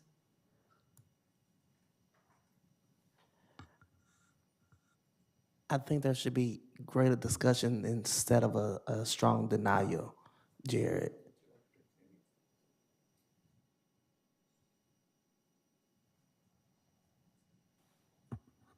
So I'm not trying to leave you hanging. No, but I couldn't second just a strong denial. So I will withdraw that motion. Okay. I think this is a rare instance where there's probably more discussion that needs to be had, and I don't know if there's a time urgency on this. I would say maybe instead of that motion, maybe we continue it till the June 11th meeting, and we can discuss this further. I think I'm going to ask Dr. Wittenberg to come back to the microphone. Settle in, Cody. I do know that this is time sensitive, and it's been incredibly important to find a resolution. I think Councilman Larsworth's about to jump through the screen. I'll let Charlie speak before Cody answers this question.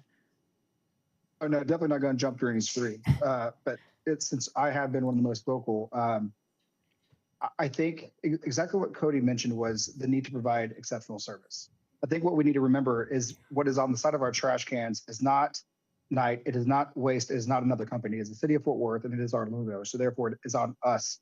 So just like we talked about with the emergency medical services, our residents don't care what's on the side of the trash can or what's on the side of the trash truck. They just want the basic service.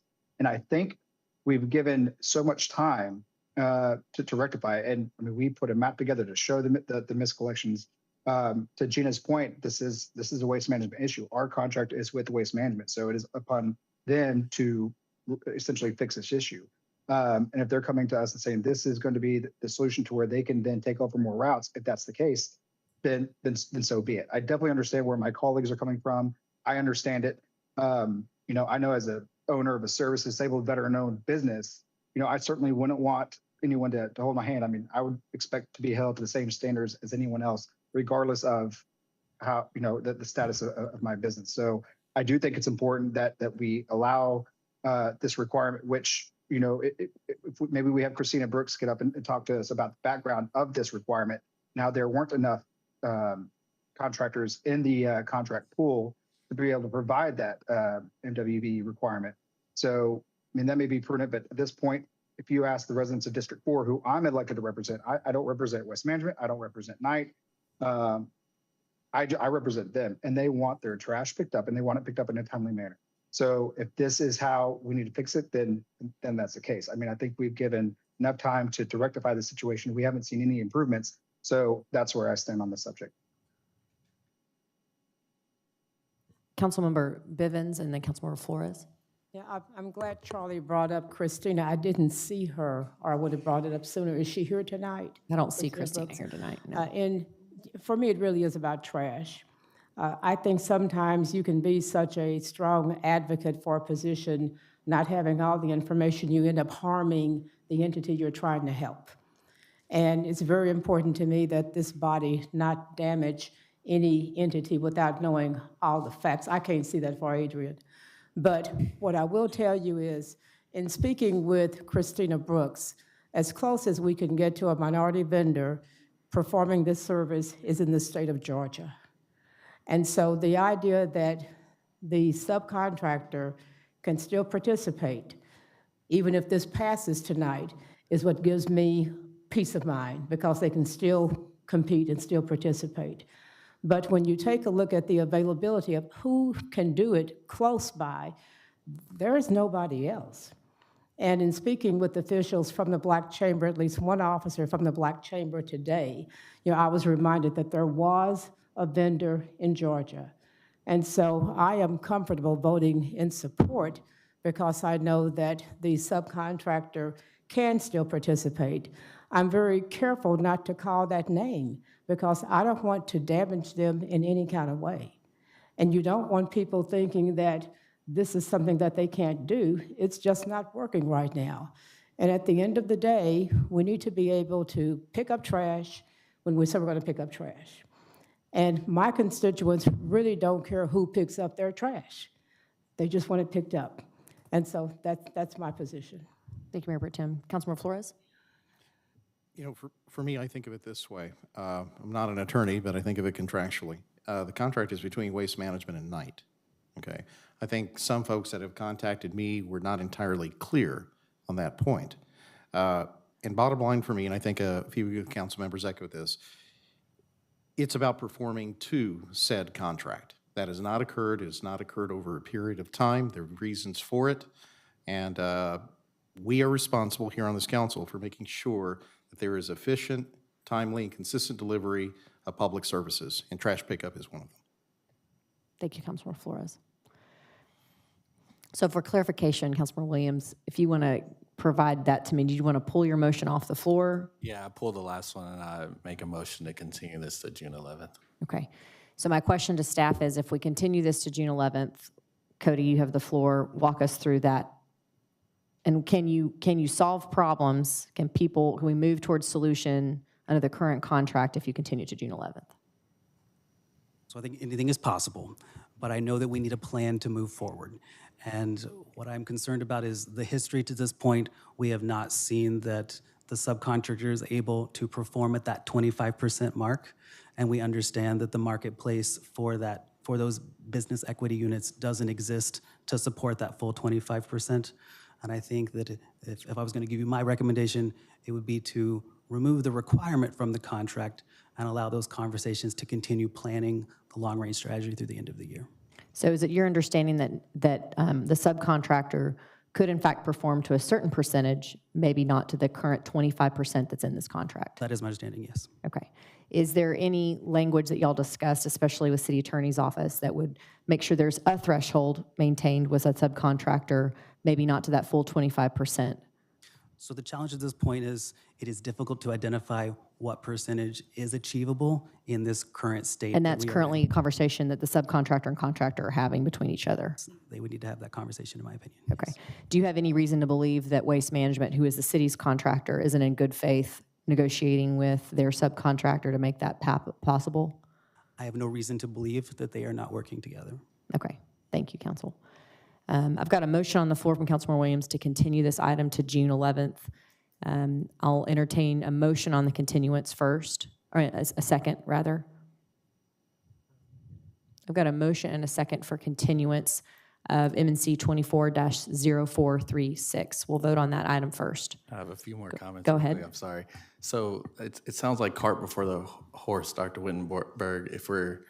If we think that they can perform to a certain threshold, then it doesn't make sense to me why we will remove that before doing the due diligence. It would be better for us to amend to that percentage versus removing it and then coming back and putting it back in at a new percentage. I think that there needs to be more legwork done in that regards.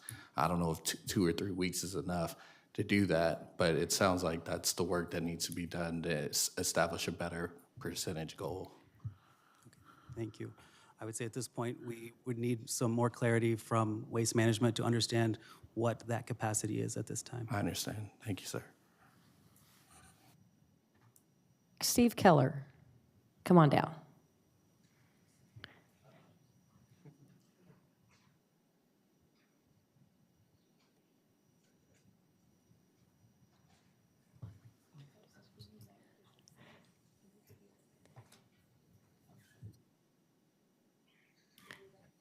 Mr. Keller, thank you for coming down. We appreciate that. I know you've been a part of a lot of these conversations. Introduce yourself for the record first, and I'll ask a few questions. Yes, ma'am. My name is Steve Keller. I'm the Public Sector Representative for Waste Management. I've been working with the City of Fort Worth for 25 years. Thank you, Steve. We appreciate that. And I know that you've probably been in numerous meetings that even the city wasn't involved in.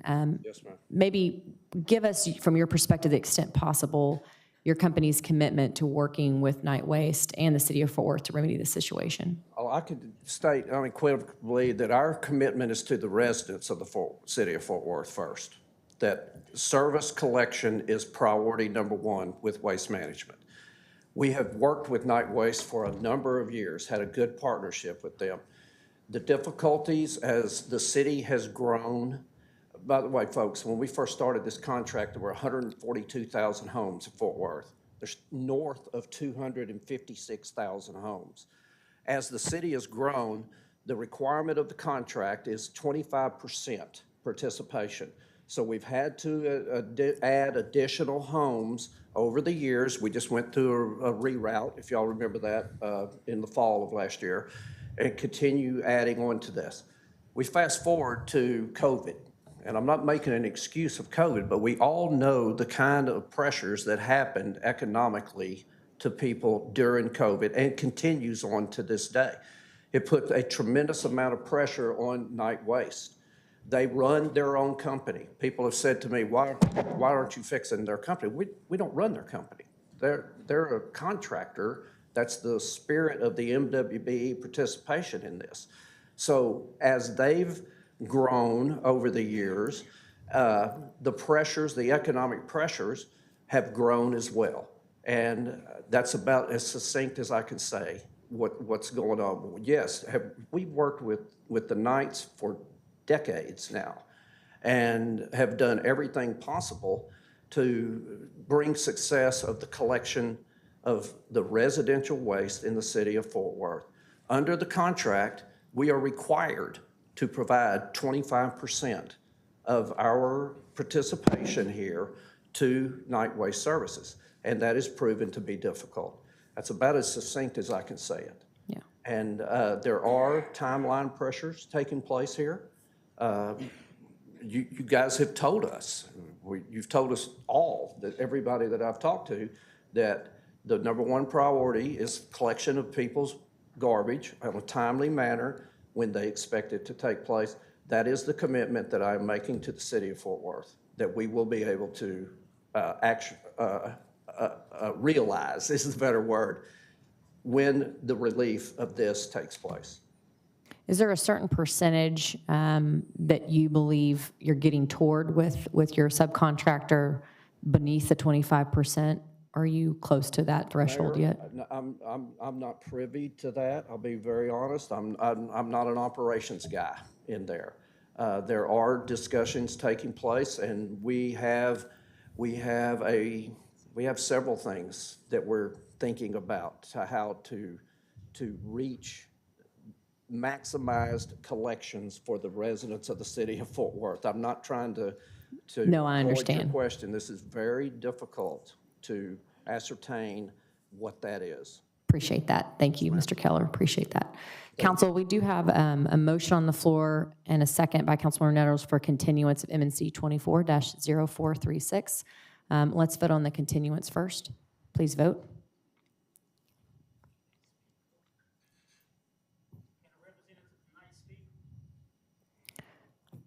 Motion to continue fails.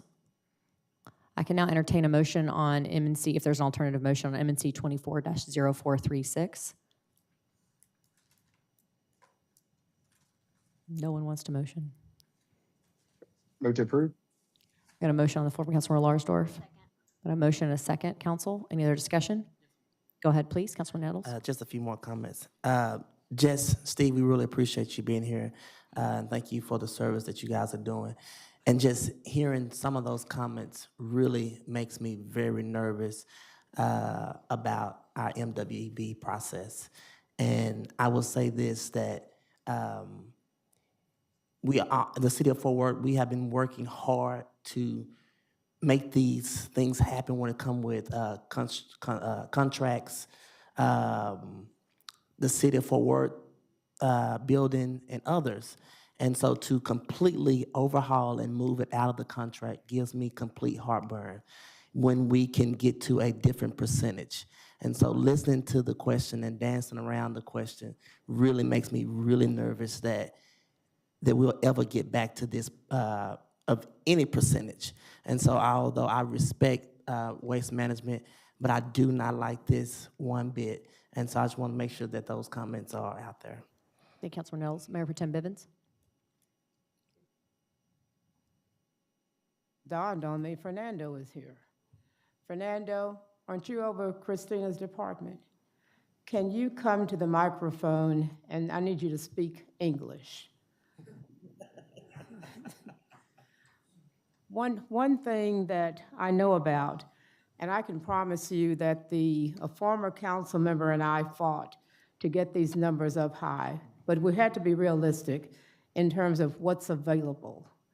Now, when it comes to this line of work, I need to know, to make sure I understand what Christina explained to us, how likely are we to find someone to provide that 25% right now, preferably in the region, if not that, at least the state? Our Diversity and Inclusion Department has worked diligently to assist Waste Management in complying with all the city's business equity goals, and has concluded that this objective is not realistic at this time. What I can tell you all is that the head of that department is an African-American woman who really wants to see African-American businesses, be successful. So do I. But at the end of the day, there has to be a decision based on business. There will be some lines of work that you will not find a market among African Americans. That's just pretty logical. I watched a news story last night. There's a black yoga shop owner in Dallas. It made the news. It's so rare. And so there are some niches that people have and some folk don't. And so when you hold out for 25% in this line of work, it does not exist in Texas, based on what Christina Brooks has shown and proven to us. And so that's the basis of my vote to support. It doesn't mean that we can't come back and hopefully groom some, but right now, the pickings are very slim. And I take very realistic votes. I don't take idealistic votes. This does not feel good, but I know the reality of it is looking for that 25% in this area, in this friggin' state, you're not going to find it. So I think that's a realistic assessment. Yeah. Councilmember Williams, please. Thank you. Just one final comment. I think there's two different conversations happening. And I just want to be very clear that this conversation for me isn't about waste management and night services. This is about will the city of Fort Worth address a longstanding issue of ensuring that the investments that we make through contracts reflects the beautiful diversity of this community. And when we look at the MWB reports, which I've requested one that was presented months ago, nearly $500 million invested in city contracts. Out of all of that money, less than 5% goes to African-American businesses, less than 20% goes to Latino businesses. We're not hitting our goals, and I don't know who's to be held accountable for that, but it's a sad state that we're in when we can't hit those goals, and especially knowing how vibrant and how important small businesses and a vibrant ecosystem of businesses that represent multiple communities across the city is into the long-term viability of our city. And so that is why, for me, I've been marching and championing the importance of small business development programs, investing in our chambers so that they can do business development support. We don't have a small business incentive program for when small businesses get into challenges like through COVID, that we're investing in them instead of the big guys, and instead of only investing in the big companies. I mean, I think that is so important for us to consider, not only in this vote. This is an important vote, but this is bigger than just this vote. It's about where do we want to invest our money. I mean, I want to invest in small businesses and in Fort Worth businesses, and making sure that we do everything we can to ensure that the ecosystem is set up. So again, I'm concerned about the precedents we're setting by removing MWB requirements off of any contract, whether it's this contract or the next one. Thank you, Councilmember Williams. You can tell this is an interesting issue for the council, and one that staff has worked very hard on. I think I wouldn't say disagreement I have with Dr. Williams on this, but I think in this particular situation, it is unique because another contractor just does not exist. And we currently have a 25% threshold that we can't meet with the one contractor that has been capable as a subcontractor for waste management. And I don't want to go another week telling citizens we've punted the can another month, another 2 months, and you're not going to have a solution. And Councilman Larsdorf's trash has not gotten picked up in 2 weeks. Those are just not tenable solutions. And so as tough as this is, I think, Dr. Williams, I would remind you, we have done a tremendous amount around small businesses, and this entire council is committed to our MWE requirement. And I think that Christina Brooks, if she were here this evening, would really champion the hard work that her department has done to really push the city of Fort Worth to be a leader in this space. I may also point out that we're one of the largest cities in the entire country that has a private-public partnership for waste services, which is why there's not a lot of subcontractors in this space, because usually it is city employees doing the trash work. And I promise you, you would not envy the position of some other cities like the city of Fort Worth in size that have much more difficult circumstances and problems because they don't have the right private sector partner that we do have in the city of Fort Worth. So with that, I think we have a motion and a second on the floor. I appreciate the entire dais tonight really toiling with this, because these are hard issues for us, and it's not over yet. We're going to keep working on this, and I think we're going to require Dr. Wittenberg and his team to continue to come back and report on this item, because we're all hearing about it from our constituents across the city of Fort Worth. With that, I've got a motion and a second. Council, please vote.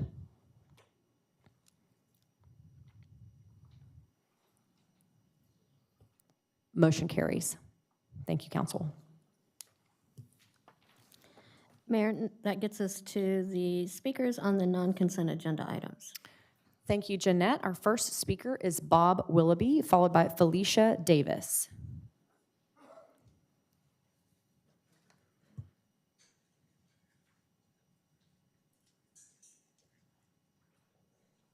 I just need to know yes or no. Do I have a video or not? I did drop another one off, but do I have one or not?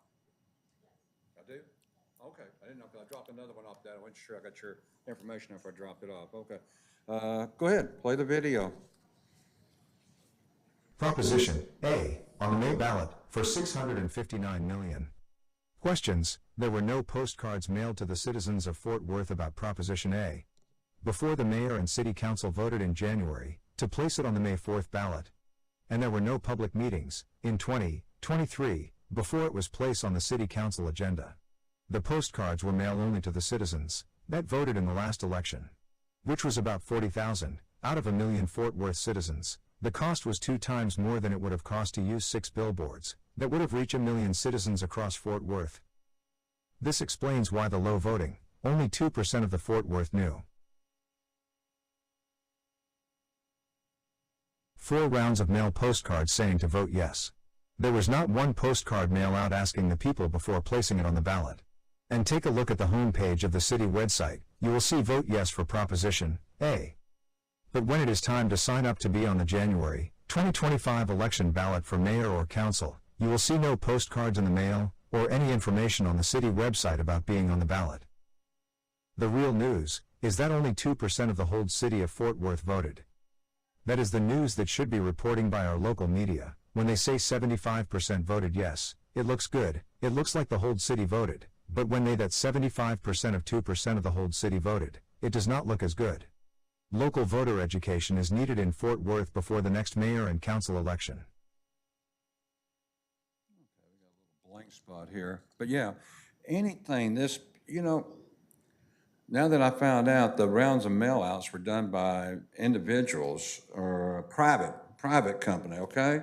We don't even know who they are. Might even be your company, I don't know. It's private. And they send us out and they tell all this stuff. Well, that's your job to tell us about this stuff. Not their job, your job. And you didn't tell anybody about it. So it's easier to pass stuff on the council agenda when there's no one here to, oppose you about it. And then you put it on there and you only put it on the website to vote for. So anything under 10% of the people population should be around at least, Arlington has 25% voting on these things. Anything under 12% of our city voting should be pulled back. No decent person here would go forward with something like this to the taxpayer on 2%. It should be brought back and it should be sure. You know how many people here in the hallway didn't know anything about this? Everywhere I go, no one knew nothing. It was secretly done, okay? And, we only went, Charles came down 2 times and talked to us. We won't go after you no more. You can come back down here, Charles. We won't chase you anymore. But anyway, this is really a scam. It really is. And like I say, no decent person could go forward with this. No logical decent at 2%. That's crazy, and that's wrong. $659 million, and you didn't tell us so. You didn't spend a penny. No meetings, no task force meetings, nothing. Thank you. Our next speaker is Felicia Davis, followed by Carlanda Reeves. Can we remove Mr. Adrian Smith, please, from the building? It's very distracting. Same. Miss Davis, I bet you're excited to be here this evening. Oh. You made it. Yes, I've made it. It's so important. So I came straight from work. I know I'm not dressed, so please excuse me for the way I'm dressed. You're just fine. But this subject is so important to me that I felt like I had to address it today, and I wanted to talk about it on behalf of the other providers. My name is Felicia Davis. I am the proud owner of 2 child care centers located in Fort Worth in District 5. I am called Ready, Set, Jump Learning Center. I'm the Texas Rising Star Quality Child Care Center. I am here to testify in support of adopting Proposition 2. Child care programs are the backbone, as you know, of our local economy. We provide safe and nurturing environments for our youngest citizens so that their parents can go to work or school. Right now, most of the child care programs in Fort Worth, including my own, are struggling to make ends meet. We are forced to make difficult choices between keeping prices low so that our parents can afford our services or raising tuition so that we can invest in the quality of our programs and pay our staff what they deserve. This property tax relief will finally give us some breathing room. Most importantly, it will help quality-rated centers that serve low-income children stay open so that they can continue providing much-needed child care services to the family. I want to talk to you about what it would do to my child care center with the Proposition 2 tax relief. A lot of the times, some of these children may not, because they live in low-income areas, be able to do certain things. So I want to take that money that I would save on the tax relief and take our children, our pre-K students, on field trips. I want them to be able to go on some field trips, be able to see cows, go to farms, and be able to see where the nutritional meals is coming from. So they see corn and want to eat it because they're seeing it grown. A lot of times when they see things like that, they're able to think outside of the box that they actually live in. So I'm hoping that with this property tax relief, that the council will vote to pass Proposition 2 at 100%, and give us the opportunity to show childcare businesses and low-income working families that the city of Fort Worth prioritizes improving access to quality and affordable childcare. So I urge you, please, adopt this important measure at 100% property tax relief. Thank you for your time. Thank you, Ms. Davis. Yes, Councilmember Bivens, please, Mayor Pro Tem. Davis, before you leave, I want you to get with Suzanne Oliver before you leave, and she'll raise her hand shortly. But what I want you to know is, a couple of years ago, my office met with a number of child care providers located specifically in Stop 6. I'm just pleased to know that there have been some who have achieved that Texas Rising Star status since we met, and I celebrate that. You are unique because so few agencies are even, eligible to take advantage of this initiative, if you will. But I would like to visit with you because I do know that there's an effort underway again to get you all organized. And so if you'll get with Suzanne Oliver before you leave, get her card and give me a call so that I can meet with you guys again. And thank you for being here this evening. Yes, ma'am. Thank you. Thank you for your time. Thank you. Our next speaker is Carlinda Reeves. Good afternoon, everyone. My name is Carlinda Reeves. I am also a child care provider here in Tarrant County in District 6 with Mr. Williams. I've been in daycare center business since April of 2002. I currently am working 6 to 6, 5 days a week in child care. As you all know, child care is a business that is, we're overworked and underpaid. So anywhere there is an opportunity to do more for our child care centers, our children, our families, and our community, I am all for it. So I'm asking you guys to please support Proposition 2 for that reason. For my center, personally, I'd like to provide transportation services for my families that cannot.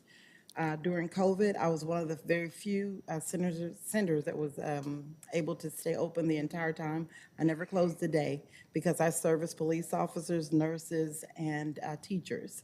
So I worked the entire time, extended hours because of other centers around me closing due to COVID. And this opportunity would bless our center tremendously just by having the extra funds and cutting back on taxes. So I'm asking you guys to please support that. We need it for our little sponges because whatever we pour in, that's what we get out. That's right. And we need them because they are our future and they're the ones that's going to be here to take care of us. So we need whatever we can get to make a better future for Thank you, Ms. Reeves. Councilmember Williams. Thank you all. Mrs. Reeves didn't let this fun fact go out, but I happened to be at her center on multiple occasions from middle school to high school, not officially, but unofficially. And so I was somewhat of a volunteer or help in some ways. And so I've been blessed to see what you do for our kiddos. And I'm just happy to have a second mom in you in the community. Yeah. Thank you, ladies. And we're going to be to that ordinance item here very shortly, just to let you know in the agenda, just a few minutes away. Our next speaker is Abe Benavidez. Mayor, he wished to speak only if there was opposition, and there was none. Okay, very well. Then that's a conclusion of our speakers on non-consent agenda items. Our next item will be board and commission appointments, and the first one being for District 5.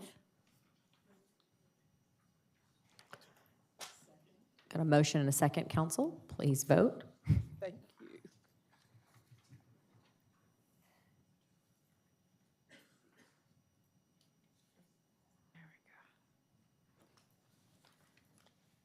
Motion carries. Next is board appointments for District 6. Councilmember Williams. Thank you. I request your consideration to appoint Kalisha Stevenson for the Board of Adjustments Commercial effective May 14th, 2024, and with the term expiring May 14th, 2026. I have a new one. Sorry. Hold on there. Got a motion and a second, I Council. have a new one. Oh, Here it sorry. is. I'll just, request your consideration appointment effective May 14th, 2024, and ending October 1st, 2024. The respective application and resume are attached. The original copy will be maintained in the city secretary's office. A motion and a second, Council. Please vote. Motion carries. Next are board appointments for District 10. Councilmember Blaylock.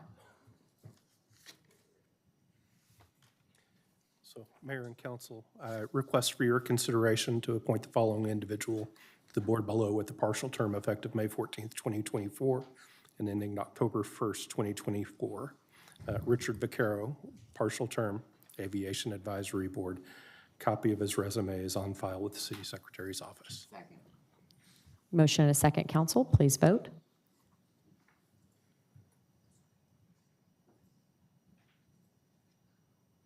Motion carries. Council, next will be Resolution 24-4285, which is the canvassing. You have all received the certification of the tabulations of the official election returns from Tarrant, Denton, and Parker counties for the special election held on Saturday, May 4th, 2024, which are displayed as soon as we find them.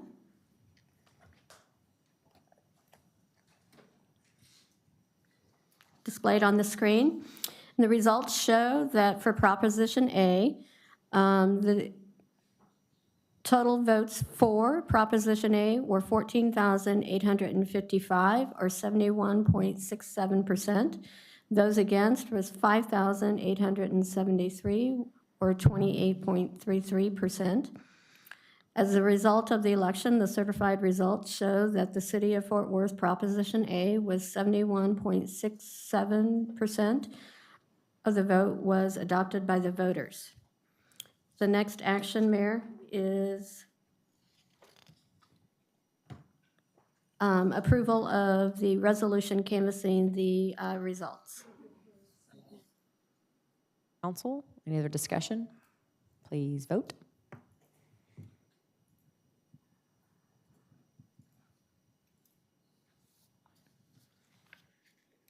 Motion carries. Next will be Resolution 24-4311. Councilmember Bivens.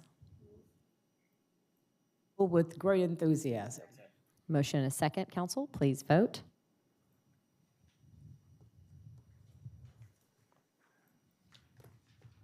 Motion carries. Next is Resolution 24-4283. Councilmember Hill. Move to approve. Motion and a second. Please vote.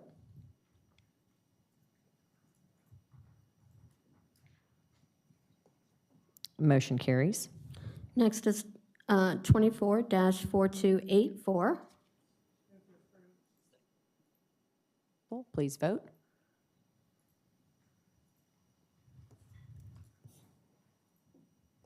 Motion carries.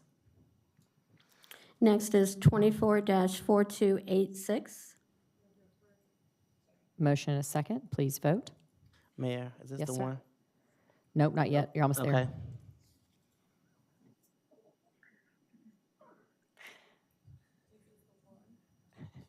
Motion carries. Next will be Ordinance 24-4288. I've got a motion and a second on this item. I believe Councilmember Nettles wanted to recuse. This is it. I will be recusing myself from this vote, being that I own and operate a child care in the city of Fort Worth. Thank you. And to our child care providers that came this evening, thank you very much for your advocacy. And special thanks to Child Care Associates. I see Catherine here as well. Please give our extended thanks to your entire team. And a special note here that it's not easy to be a Texas Rising Star childcare facility. That means you're high quality and aspire to do that over and over again every single year. And for that, we are incredibly grateful. Each of you are an integral part of the economic development of this community to make sure we have high quality early childhood education for all kids across the city of Fort Worth. And so on behalf of this entire city, first of all, thank you. And we do hope that this is a small token of our gratitude to help you continue to serve the families that most need you. God bless. Thank you so much. With that, council, we have a motion and a second. Please vote. Motion carries. Next is public hearing, MNC 24-0382, with report by Lacey Ruiz. Lacey, hi there.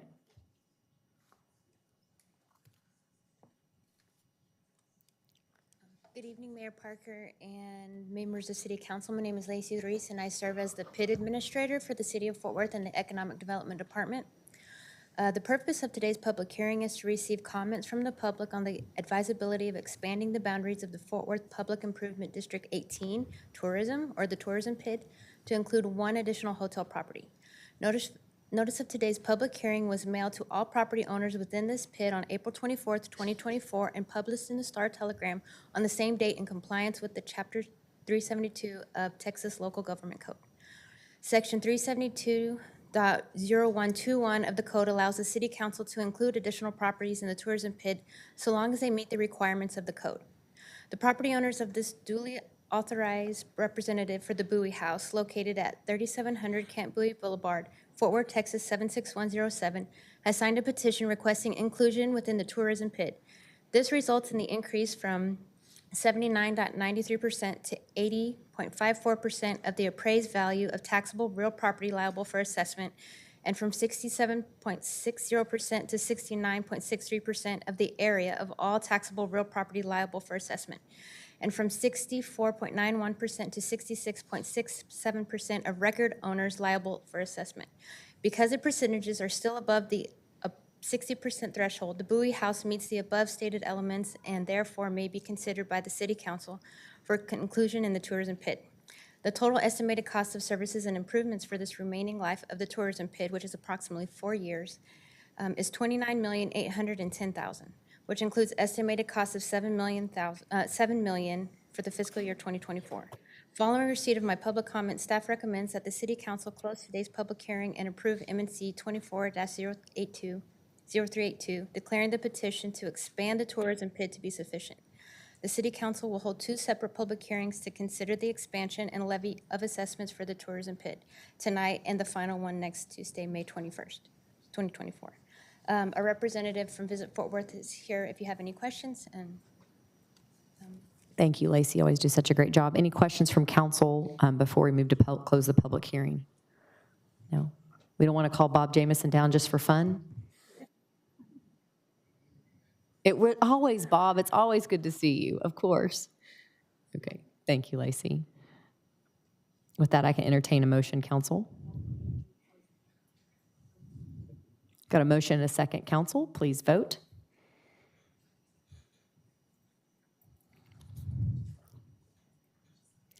Motion carries. Thank you.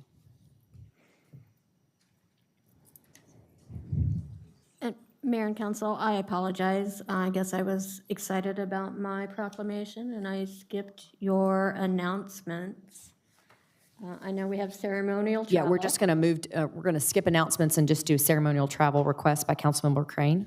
Yep, Mayor and Council, I'd ask for approval for Councilmember Blaylock and I to travel to Denver, Colorado for the CFA FCL conference, May 15th through 17th.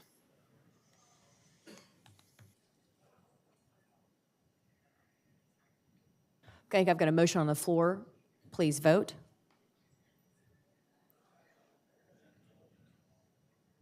Well, sorry, we got you out of order. Yeah, since we skipped that item. Is it better to just verbal vote? verbal. Okay, all in favor say aye. Aye. Any nays?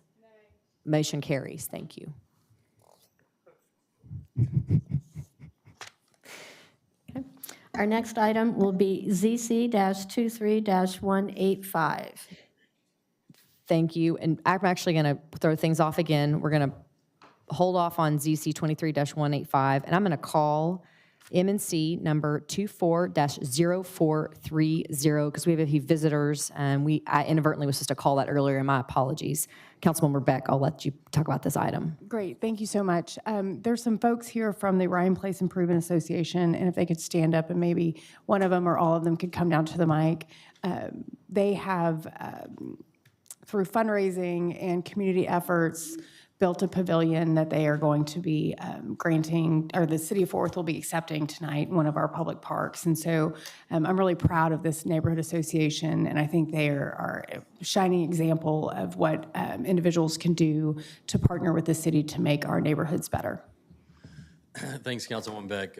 Just real quickly, my name is Chris G. I'm the current president of the Ryan Place Improvement Association. As was mentioned, we worked hard since 2017, actually, to get this, get the funds raised and get the pavilion put up in Daggett Park.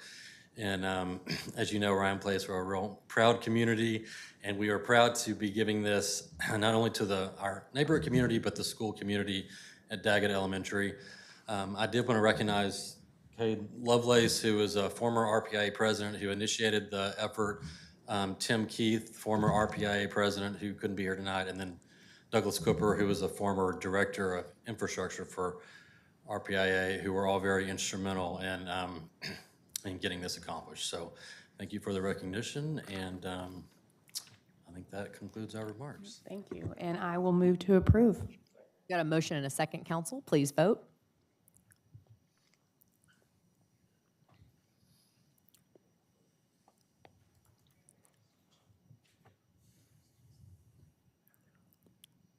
Bivens is absent.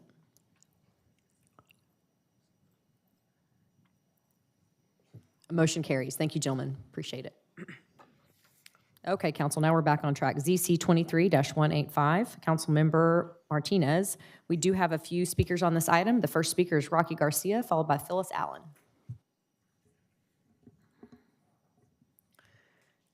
Is Mr. Garcia here? Mr. Garcia? There we go. It's Mrs. Garcia, sorry. Okay, go ahead. Hi. Thanks for giving me the chance to speak today. We have a house that we have turned into a duplex. It's a back house. With Fort Worth's rapid population growth, the demand for more accessible, affordable housing has risen not only significantly but consistently over the last 2 years. Fort Worth's existing development patterns are mostly divided into single-family home neighborhoods or large multifamily complexes, and this is creating a substantial gap in the rental housing affordability. With respect to the single-family home neighborhoods, as well as the homeowners allowing these accessory buildings to be utilized as rental units, it allows the neighborhoods to remain visibly the same while creating more affordable housing options for what is referred to as, the missing middle. And under this category, the missing middle falls residents who work as firefighters, paramedics, postal workers, all of which who serve an essential role in the community. The property that we're speaking on is been fully occupied for over 2 years by the same long-term tenants. They've taken very good care of the property. The property was quite run down when we bought it, and we've since put some time and money into this rehabilitation. We are willing to make changes by adding an additional parking spot to the property. That was a concern that was raised by the neighborhood association, and so that they're not parking on the street and causing any hazard to school buses or anything like that. Because the last thing we want to do is have any conflict with the neighborhood, and we definitely don't want to displace our tenants. And we hope that this can be a solution to that can work for everybody and bring us into compliance as well.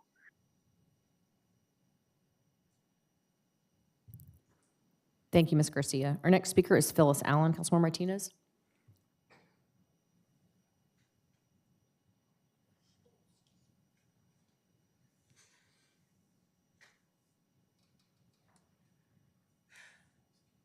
Good evening.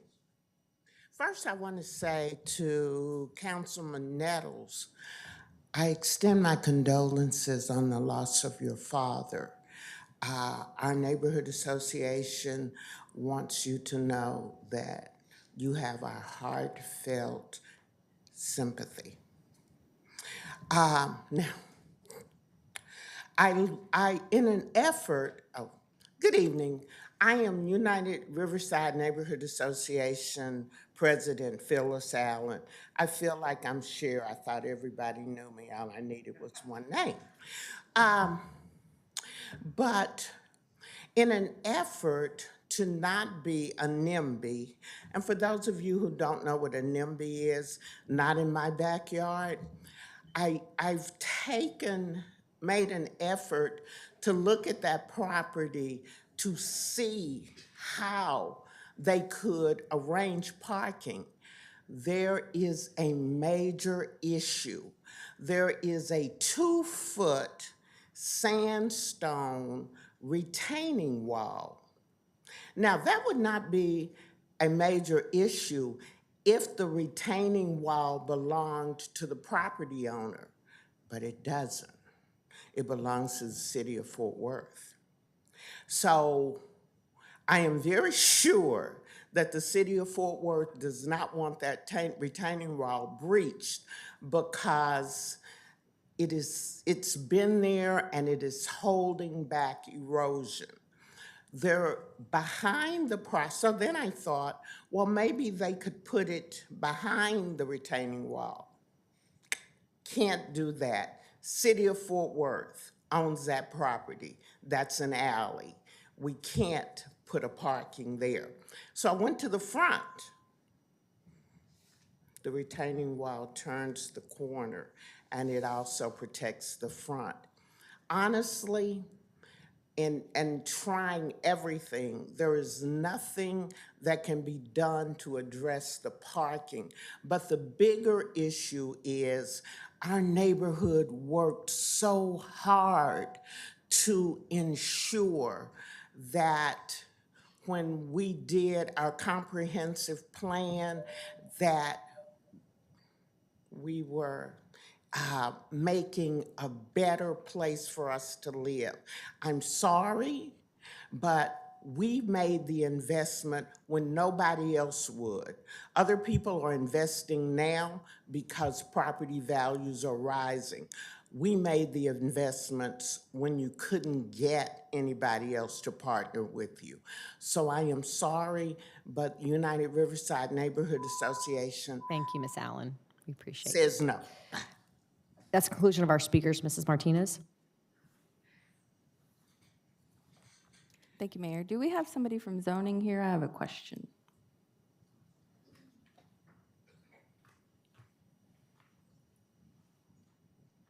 Yes, ma'am. LaShondra Stringfellow. Hello, Chandra. So I did see a site plan that would add an additional parking spot to the one currently in place. Is there a minimum requirement of parking spaces for 2 units? Yes, ma'am. So thank you. In this particular instance, this applicant is proposing to do a plan development that would allow for the existing main use in addition to an accessory dwelling unit. So that would require a total of 3 parking spaces on the site, meaning it couldn't be on the street. That was my understanding, and it is for that reason. 3, at least 4. If this property owner can go back and see if they can get creative to add that additional spot, then I would consider it at that time. But today I will deny without prejudice. Got a motion and a second, council. Please vote.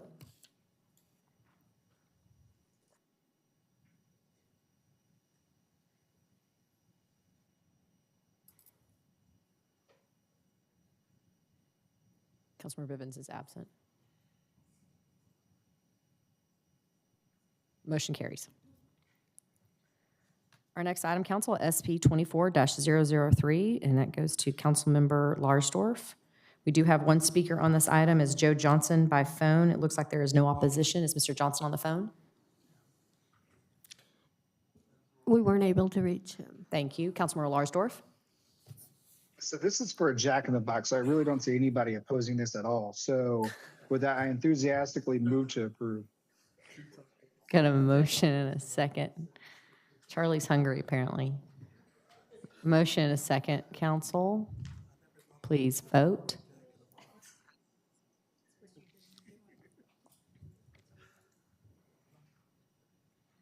Councilmember Larsdorf is a, yeah, there we go. Motion carries. Thank you, council. Next item is SP 24-004. And this was Joe Johnson. You said you could not reach him. Is that correct? Yes. Okay. Councilmember Martinez. Do we have a speaker on this? I thought we had. Oh, we do have several. Sorry, I'm just moving too fast here. You cannot get a hold of Joe Johnson, so I'm going to keep moving, okay? Next is Dan Hayes, followed by Wanda Conlon.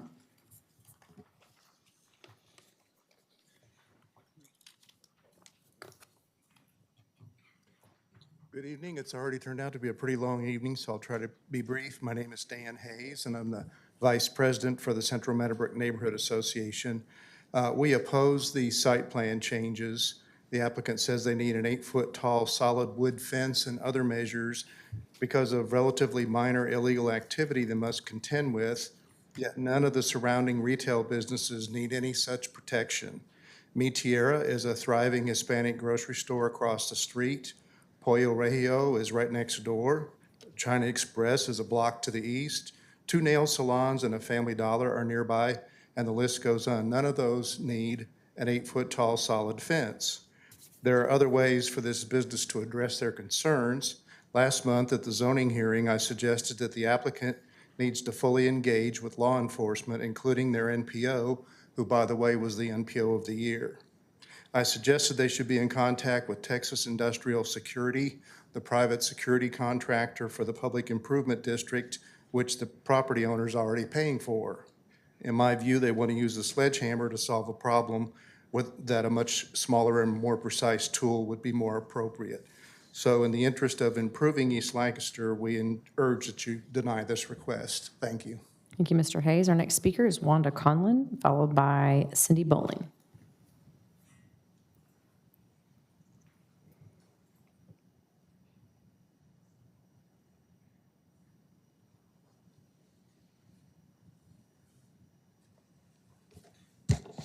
Wanda Conlon, 1755 Martell Avenue in District 11. I am one of those people that you all chose to work with Kelly Porter and the consultant that you hired for the plan for rehabilitation and redesign of East Lancaster. And when that design finally comes to you for approval and consideration, I don't think there'll be any accommodation in there for a wooden stockade-looking fence on East Lancaster. It just is not appropriate, and I'm adamantly against it. Our East Fort Worth Business Association people, our board, voted unanimously to oppose this. It's not we're against business, but we just feel like this is a successful business which has outgrown its facility, and probably they need to be looking at something else. But I brought letters for the council members from our East Fort Worth Business Association board. And my ask for you tonight is to deny this with prejudice. Just because a continuance has been asked for doesn't mean it needs to be granted. And I think we have seen a wonderful example tonight of democracy in action. It gets kind of messy, but we deal with it. And I thank you for your time, and thank you for listening to me. Thank you, Ms. Conlon. Our next speaker is Cindy Bowling, who is here on behalf of Central Meadowbrook Neighborhood Association.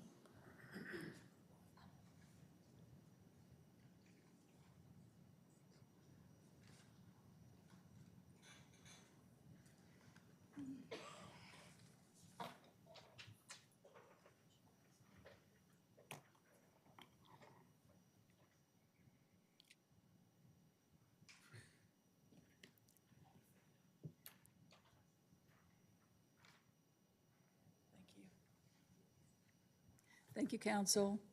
I'm Cindy Bowling, and I'm President of Central Meadowbrook Neighborhood Association in District 11. and we are definitely a neighborhood affected by this application. Historically, our neighborhood has been open-minded and willing to listen to proposals for development and zoning changes. But on this application, we ask that you please support our neighborhoods and deny with prejudice SP 24004 and do not grant a continuance. Speaking for Central Meadowbrook and myself, we simply do not support this applicant putting up a fence along the East Lancaster boundary, particularly since it appears they want to then store more 18-wheeler semi-trucks on site overnight than are already parking there illegally. The idea of a fence being built around the entire perimeter of the property invites more semi-truck traffic and overnight parking. And I would speculate that the trucks that are currently parking illegally overnight might be perpetuating whatever late night activity the applicant is claiming is occurring. This business already put up a 7,000-volt electric barbed wire fence along the back of the property, which is all zoned residential. Our vision for the renewal of East Lancaster and all of the surrounding residential property does not include a property with an 8-foot solid fence and 7,000-volt electric fence for an 18-wheeler semi-truck shipping warehouse and parking lot. That type of facility can be found several miles east. This application is the perfect example of why an applicant should be required to contact the affected neighborhoods and council before an application is ever set for hearing. This applicant admittedly never tried to communicate with the neighborhoods or the council. And as you can see on the application page that I have on the overhead, this is apparently a resubmitted application from November 2022 with no updates or changes, and again, no attempt to communicate. I and my neighbors waited 3 hours to speak at zoning against this application, and I found nothing to indicate that the zoning board members were ever made aware of these facts. We have an opportunity with each new zoning case to change the scenery. Our neighborhoods are looking forward to new economic growth with businesses that serve the people who live here and businesses that nurture the growth of other businesses. A business with the fence applied for and 7,000-volt electric fence already installed does not appeal to the new vision. Please deny it with prejudice and do not continue it. Thank you. Our next speaker is Bill Shawinson. If I mispronounced that, he's going to fix it for me. Is Bill here? No? Okay. That's the conclusion of our speakers. Councilmember Martinez. Thank you, Mayor. And Mr. Johnson said he had trouble connecting to the WebEx, but I did speak with him and told him my intent to continue and encouraged him to reach out to the affected surrounding neighborhood.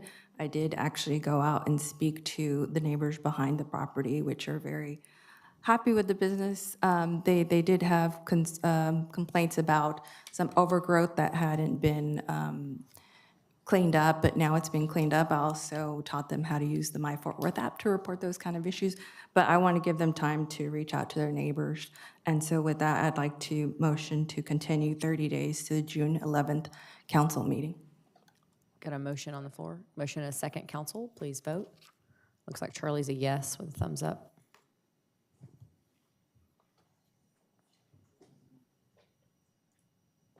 The motion carries. Next will be ZC-23-182. We have one speaker on this item, Councilman Martinez, Dan Hayes.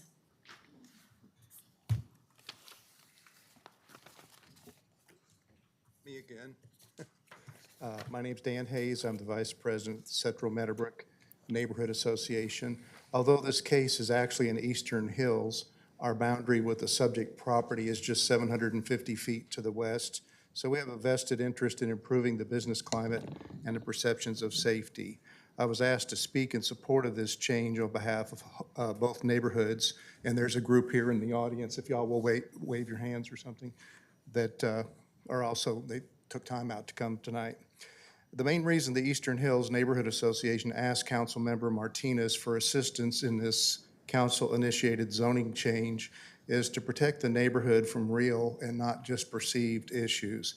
I made a public information request last summer for calls for police in the 5,300 to 5,500 blocks of Brentwood Stair Road, which includes the Texaco immediately to the north of these properties. That single property accounted for 240 of 633 calls to the police, or about 38%. Those calls included 164 calls for disturbance, 13 with persons brandishing a weapon or shots fired, and 7 for fights. This is not what a beautiful tree-lined neighborhood like Eastern Hills should be experiencing at its boundary.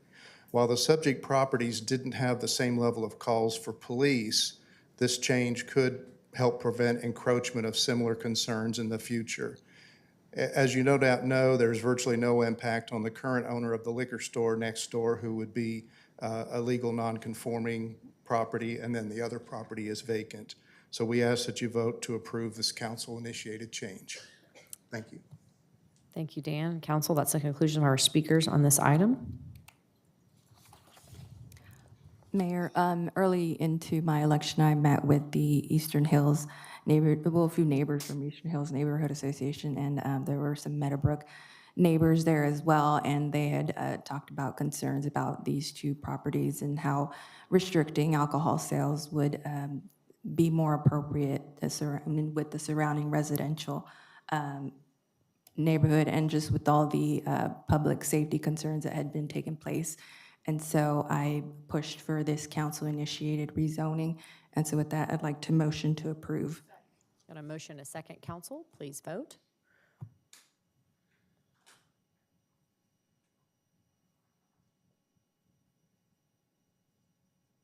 Motion carries.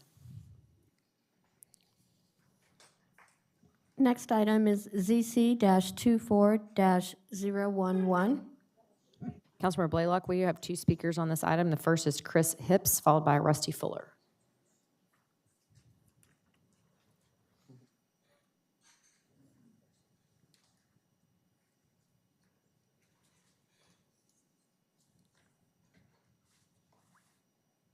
Good evening, Mayor, council members, staff.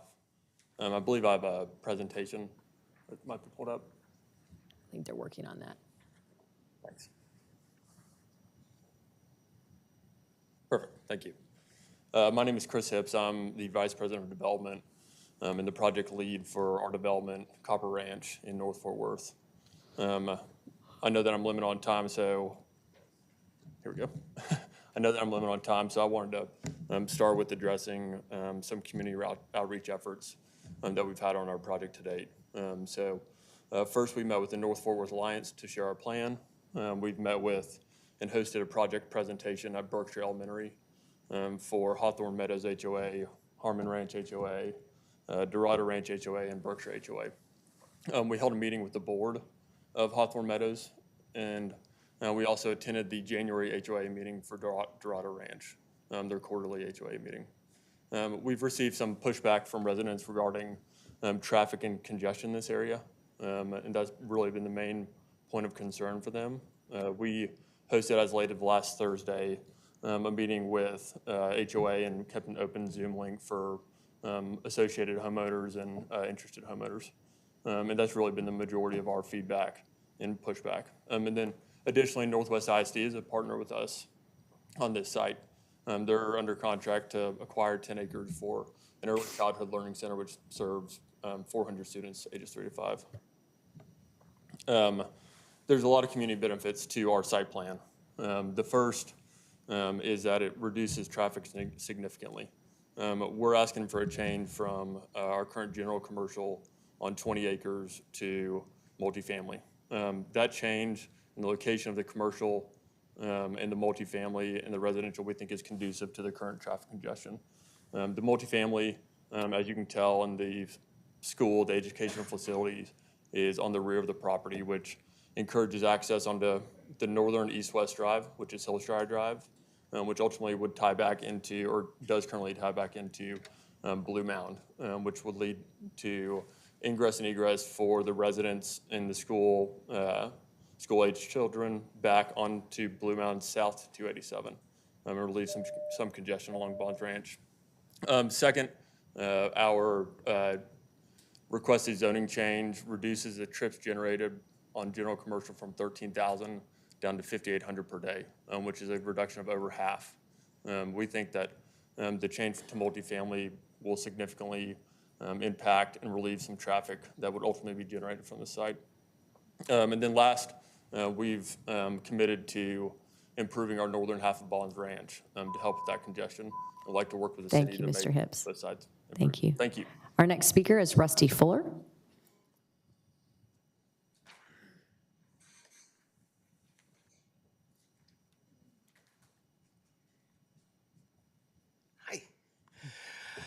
Good evening, Mayor and Council. I'm Rusty Fuller, President of the North Fort Worth Alliance. We're here to support the truly mixed-use development in the far north. It brings high-visibility commercial partners and potential. The multifamily will incorporate additional commercial opportunities to support the residents of the apartments and provide them with a walkable neighborhood. The design of the property has provided meaningful access to the multifamily and to the NISD Early Learning Center without travel on the troubled Bonds Ranch Road. This land use will also result in much-needed improvements to Bonds Ranch Road. The project brings much-needed quality commercial to this area and builds a road. The project was presented to nearby HOAs, as the developers told you, and these boards recognized the value of this project. Now, there has been some opposition by individuals in that area, mostly due to inadequate transportation infrastructure. Let me address that. Bonds Ranch is on the 2022 bond program to partially address the transportation infrastructure. There is a painful wait for the construction to start. The real crux of the problem is the non-performance of TxDOT on Phase 2 of the US 81-287 project to rebuild the service roads, the underpasses, and the intersection between, basically between Willow Springs Road and 35W.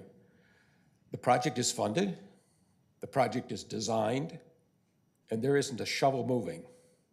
We're told that the separated grade crossing at Bonds Ranch Road, which is absolutely paramount importance, won't be built until 2030. This is unsatisfactory. This non-performance is holding up the solution for safe, timely travel for Bonds Ranch area people. It is holding up the progress of developing Bonds Ranch Road to Boat Club Road. It is cramping the development of this area. The city and county have got to get TxDOT off the dime. The project under your consideration tonight was designed to improve the quality of life in that area with minimum impact on Bonds Ranch Road. We urge you to approve the zoning request. Thank you, Rusty. Council, that's the conclusion of our speakers. I'll turn it to Councilmember Blaylock. Chris, I would like to invite you back up to the podium for a few moments. So let's talk a little more about what's actually happening here. The property is currently zoned for commercial. Correct. And you're going to take this down to a PD. Correct. And with that, you mentioned that you're going to reduce the number of trips. Can you elaborate a little bit on that? Yeah, I can. The current zoning, general commercial, will allow for a large shopping center. So power box, tenants or shopping center similar to what you would see that, regionally dominant with tenants such as Target, Lowe's.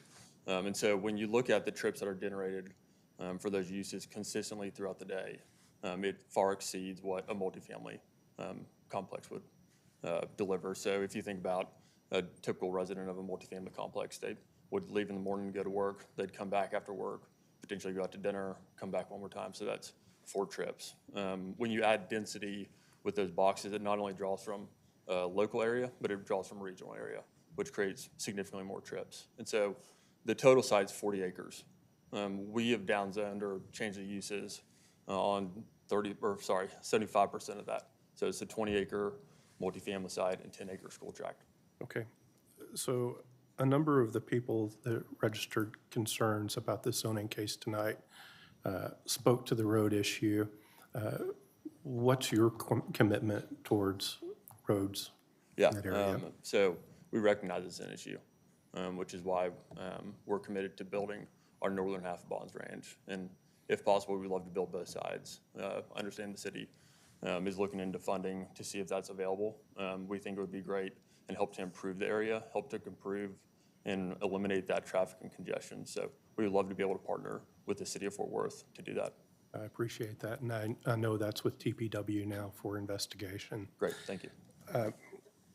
Another concern we had was lack of schools in the area, and a portion of this property is dedicated to Northwest ISD. And what is that, an early learning center, or do you have clarification on what their plans are there? Yeah, we do. Northwest ISD has been a great partner and a great school district. So the state mandated new early childhood learning centers to be open by 2026. This would be the first one for Northwest ISD that I'm aware of. It would be 400 students ages 3 to 5. They would have teachers, obviously, that would have access within the school to daycare for their kids, which helps the school district retain those teachers. And so we're really excited for the complementary use and for them as a partner. They've been fantastic to work with. It'll be a tremendous boon to the area around it. It will, yes, sir. Lastly, you'd mentioned you met with HOAs. Did you get any statements of support from those groups? Yes, sir. I'm not sure how many specifically, but we've had, in most of those conversations, we had support and have had significant and consistent support for our project, specifically related to retaining the commercial frontage with great operators and great tenants coming forward. And so, yes, I believe we've had 5 or 6 letters sent in to council member, and then we've also had plenty of words of support and excitement about our plan. Okay. Thank you for that. I'm going to make a comment. Rusty Fuller kind of alluded to it in his comments, but we have a number of the concerns about the traffic were originating from west of 287. And in that area, the city has committed $16.4 million towards Bond Ranch. The county has committed $12.4 million towards Bonds Ranch. And then we have $2.75 million in other funds. So $31 million is already dedicated to Bonds Ranch in this section. The road's currently in design and moving forward. Then we have the addition of $17 million that have been provided by the federal government to do a above-grade crossing of the road, which will ameliorate those traffic concerns to the to the west. And to the east, we have your development and the Kroger and others that are building those portions of roads. So I think the road concerns will get addressed. And just as a general comment, I get where people are coming from. There's issues with transportation in the north. I've denied more multifamily than I've approved, as I get pointed out by one of my colleagues.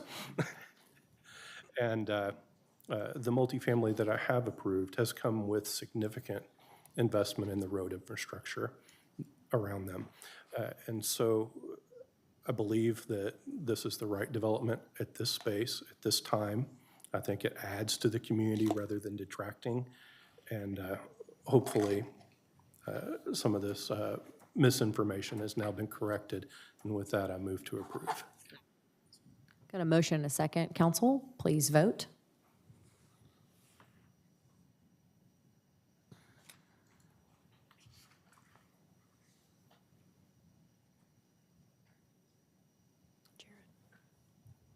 Motion carries. Next item is ZC-24-012. We have a few speakers on this item. Councilmember Flores. Our first is Jason Eggenberger.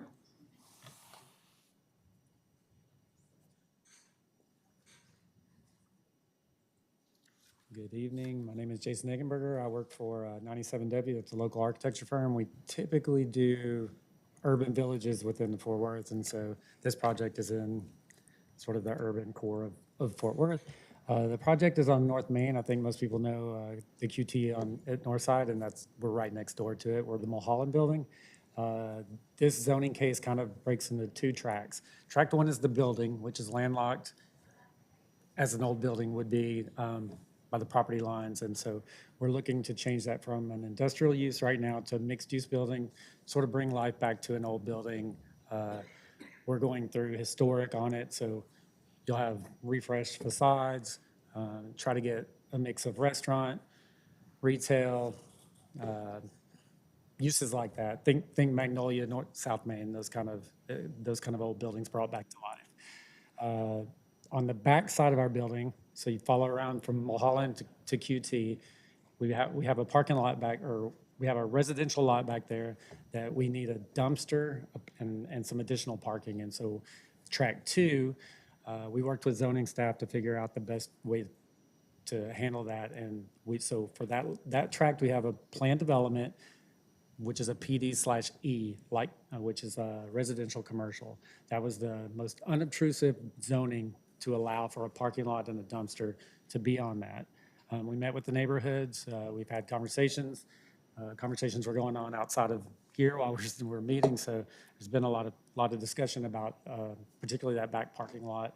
And that's sort of the project and where we at. We worked with zoning staff pretty carefully, went through 2 months of that, and last zoning meeting, we were recommended for approval. Thank you. Our next speaker is Richard Perez, followed by Letitia Wilburn.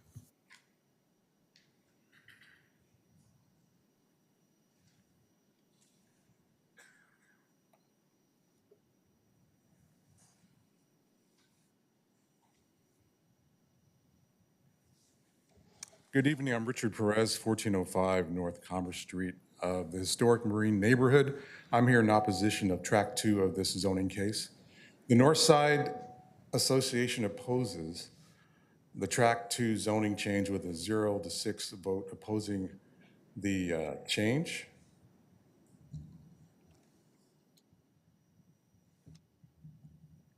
The Fort Worth Environmental Coalition of Communities opposes the track 2 change as well to protect the neighborhood. And in a petition, the residents of the historic Marine neighborhood within the zoning change boundary opposes the zoning change. Now, circled in red in the area zoning map is the track 2 that we are opposing the zoning change. As you can see, the majority of our neighborhood is zoned B2 family residential in yellow.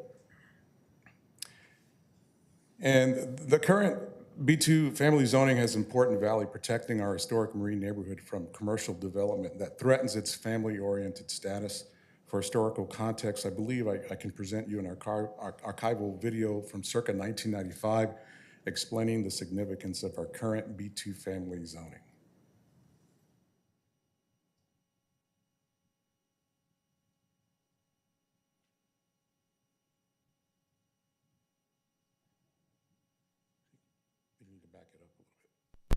Downtown Fort Worth and just a short distance from downtown Fort Worth and behind the businesses on North Main sits the Marine Park neighborhood. About 90 homes make up the oldest Hispanic neighborhood in the city, but residents say their homes are in jeopardy. In 1940, the city zoned this residential community light industrial.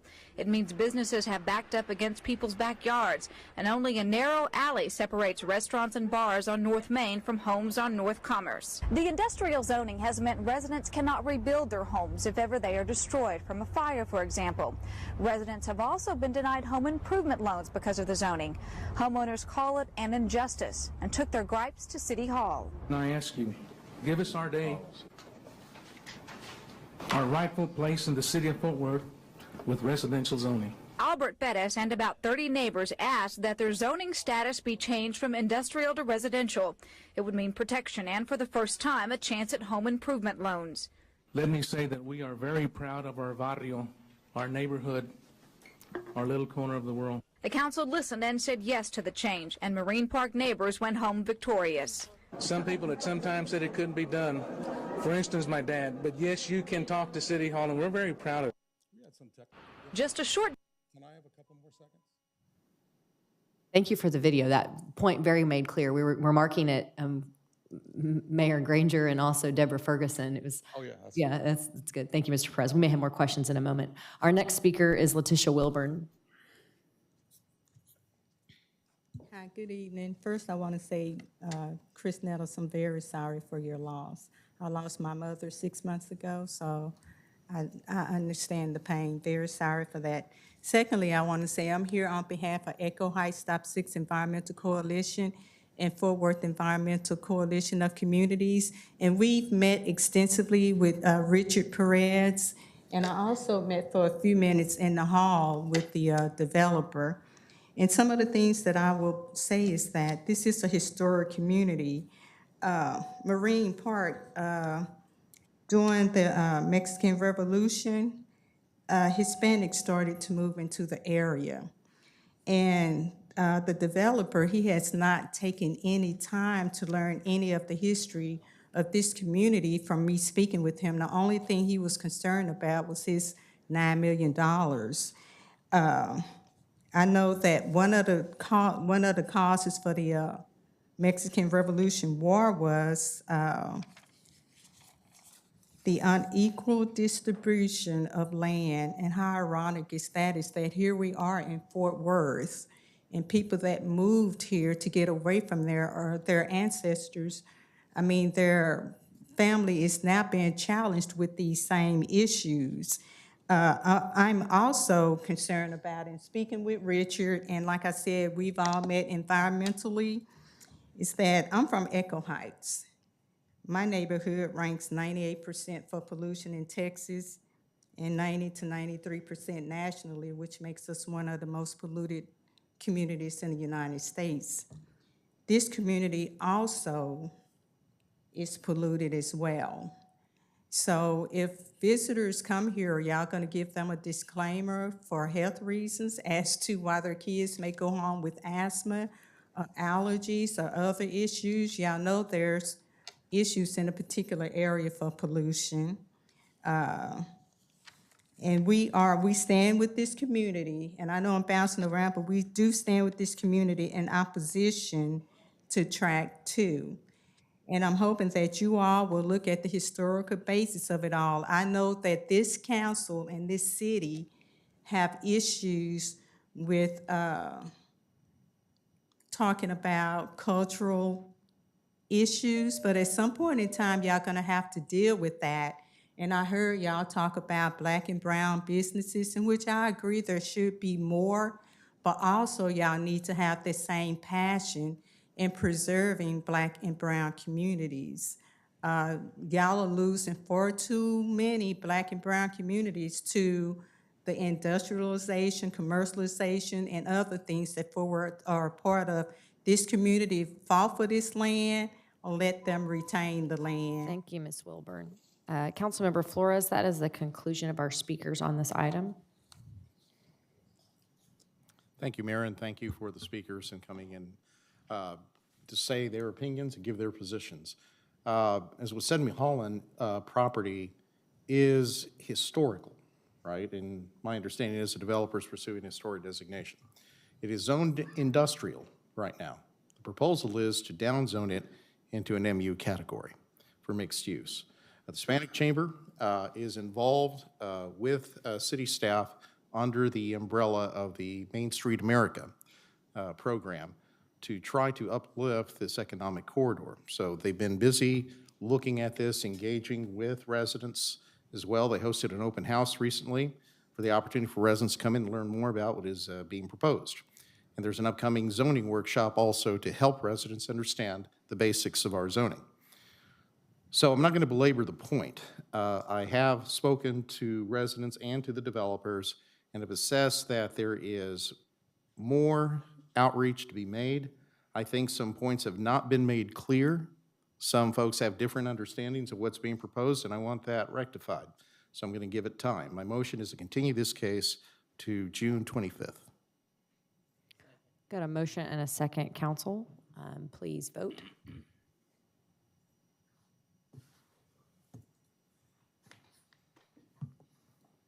Motion to continue passes.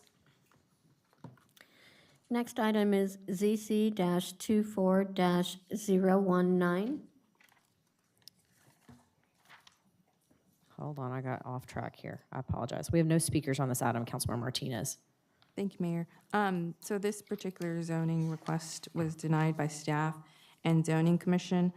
Doesn't align with the comprehensive plan nor the Main Street America project currently happening in the Poly Heights neighborhood. And so with that, I'd like to motion to deny with prejudice. Motion and a second, please vote.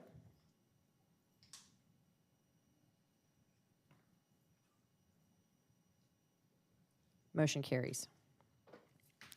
Next item is ZC-24-024. Councilmember Williams? We have one speaker on this item. Only if there's opposition, to my knowledge, there is none. Philip Wilson.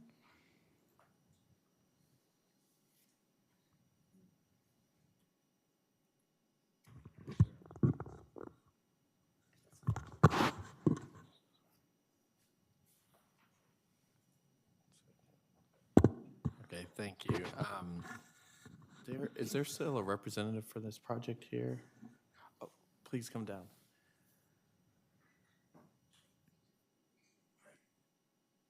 Being here. Appreciate it. Just really quick, could you just talk about the zoning? I know the neighborhood input was that they wanted to see certain uses restricted, and y'all did that by applying for e-zoning. So can you just reiterate that for the record? Yeah, I think they just had some issues with it being F and E, and so we went ahead and just made it Zone E for their benefit. Awesome, thank you. And I know this was originally intended to, this particular project was intended to include townhomes, and the market softened on that. And so I appreciate y'all working with the neighborhood to figure out another use. And I know y'all are looking at all types of uses underneath this zoning, including potential future medical uses. And so good luck in that. And thank you for all the engagement y'all did with the neighborhood. With that, I move to approve. Motion and second, council, please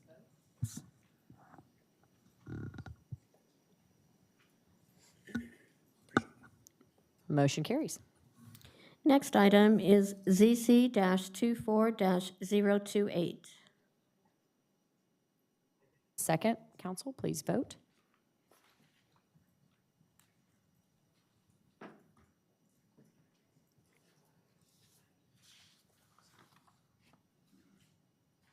Chris, try again, sorry. That's okay. Motion carries. It scared me.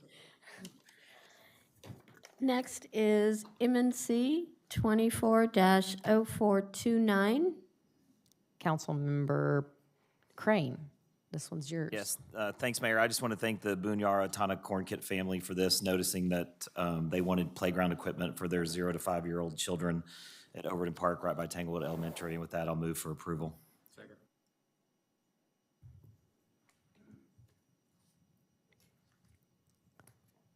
Motion carries. Next is MNC 24-0438. Oh, yeah, that's right.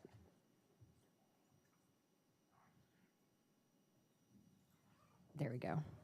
I'll entertain a motion, council. Motion and a second, council, please vote.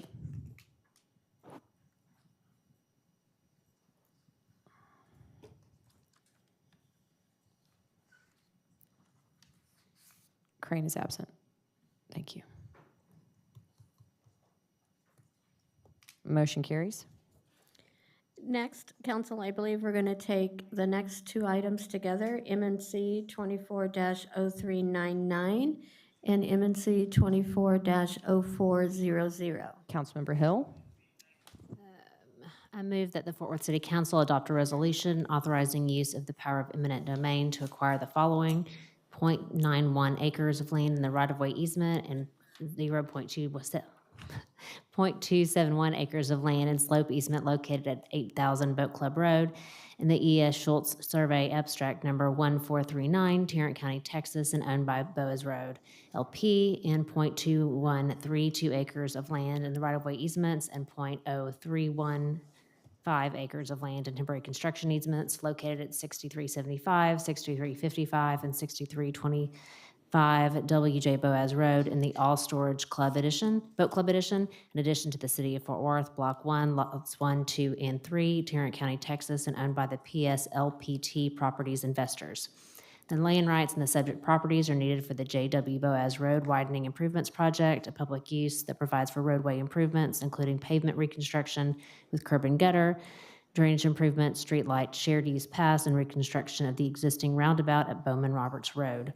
The property interest to be acquired is described by meets and bounds and depicted by the survey exhibits attached to the mayor and council communications. This motion indicates that the first record vote applies to all units of property to be condemned, and the minutes shall reflect that the first vote applies to all of those units. Thank you, Councilmember Hill. Got a motion and a second, council, please vote.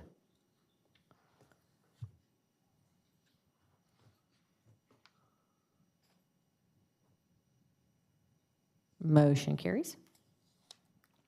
Next item is MNC 24-0387. Councilmember Flores or Hill on this item? Motion and a second, please vote.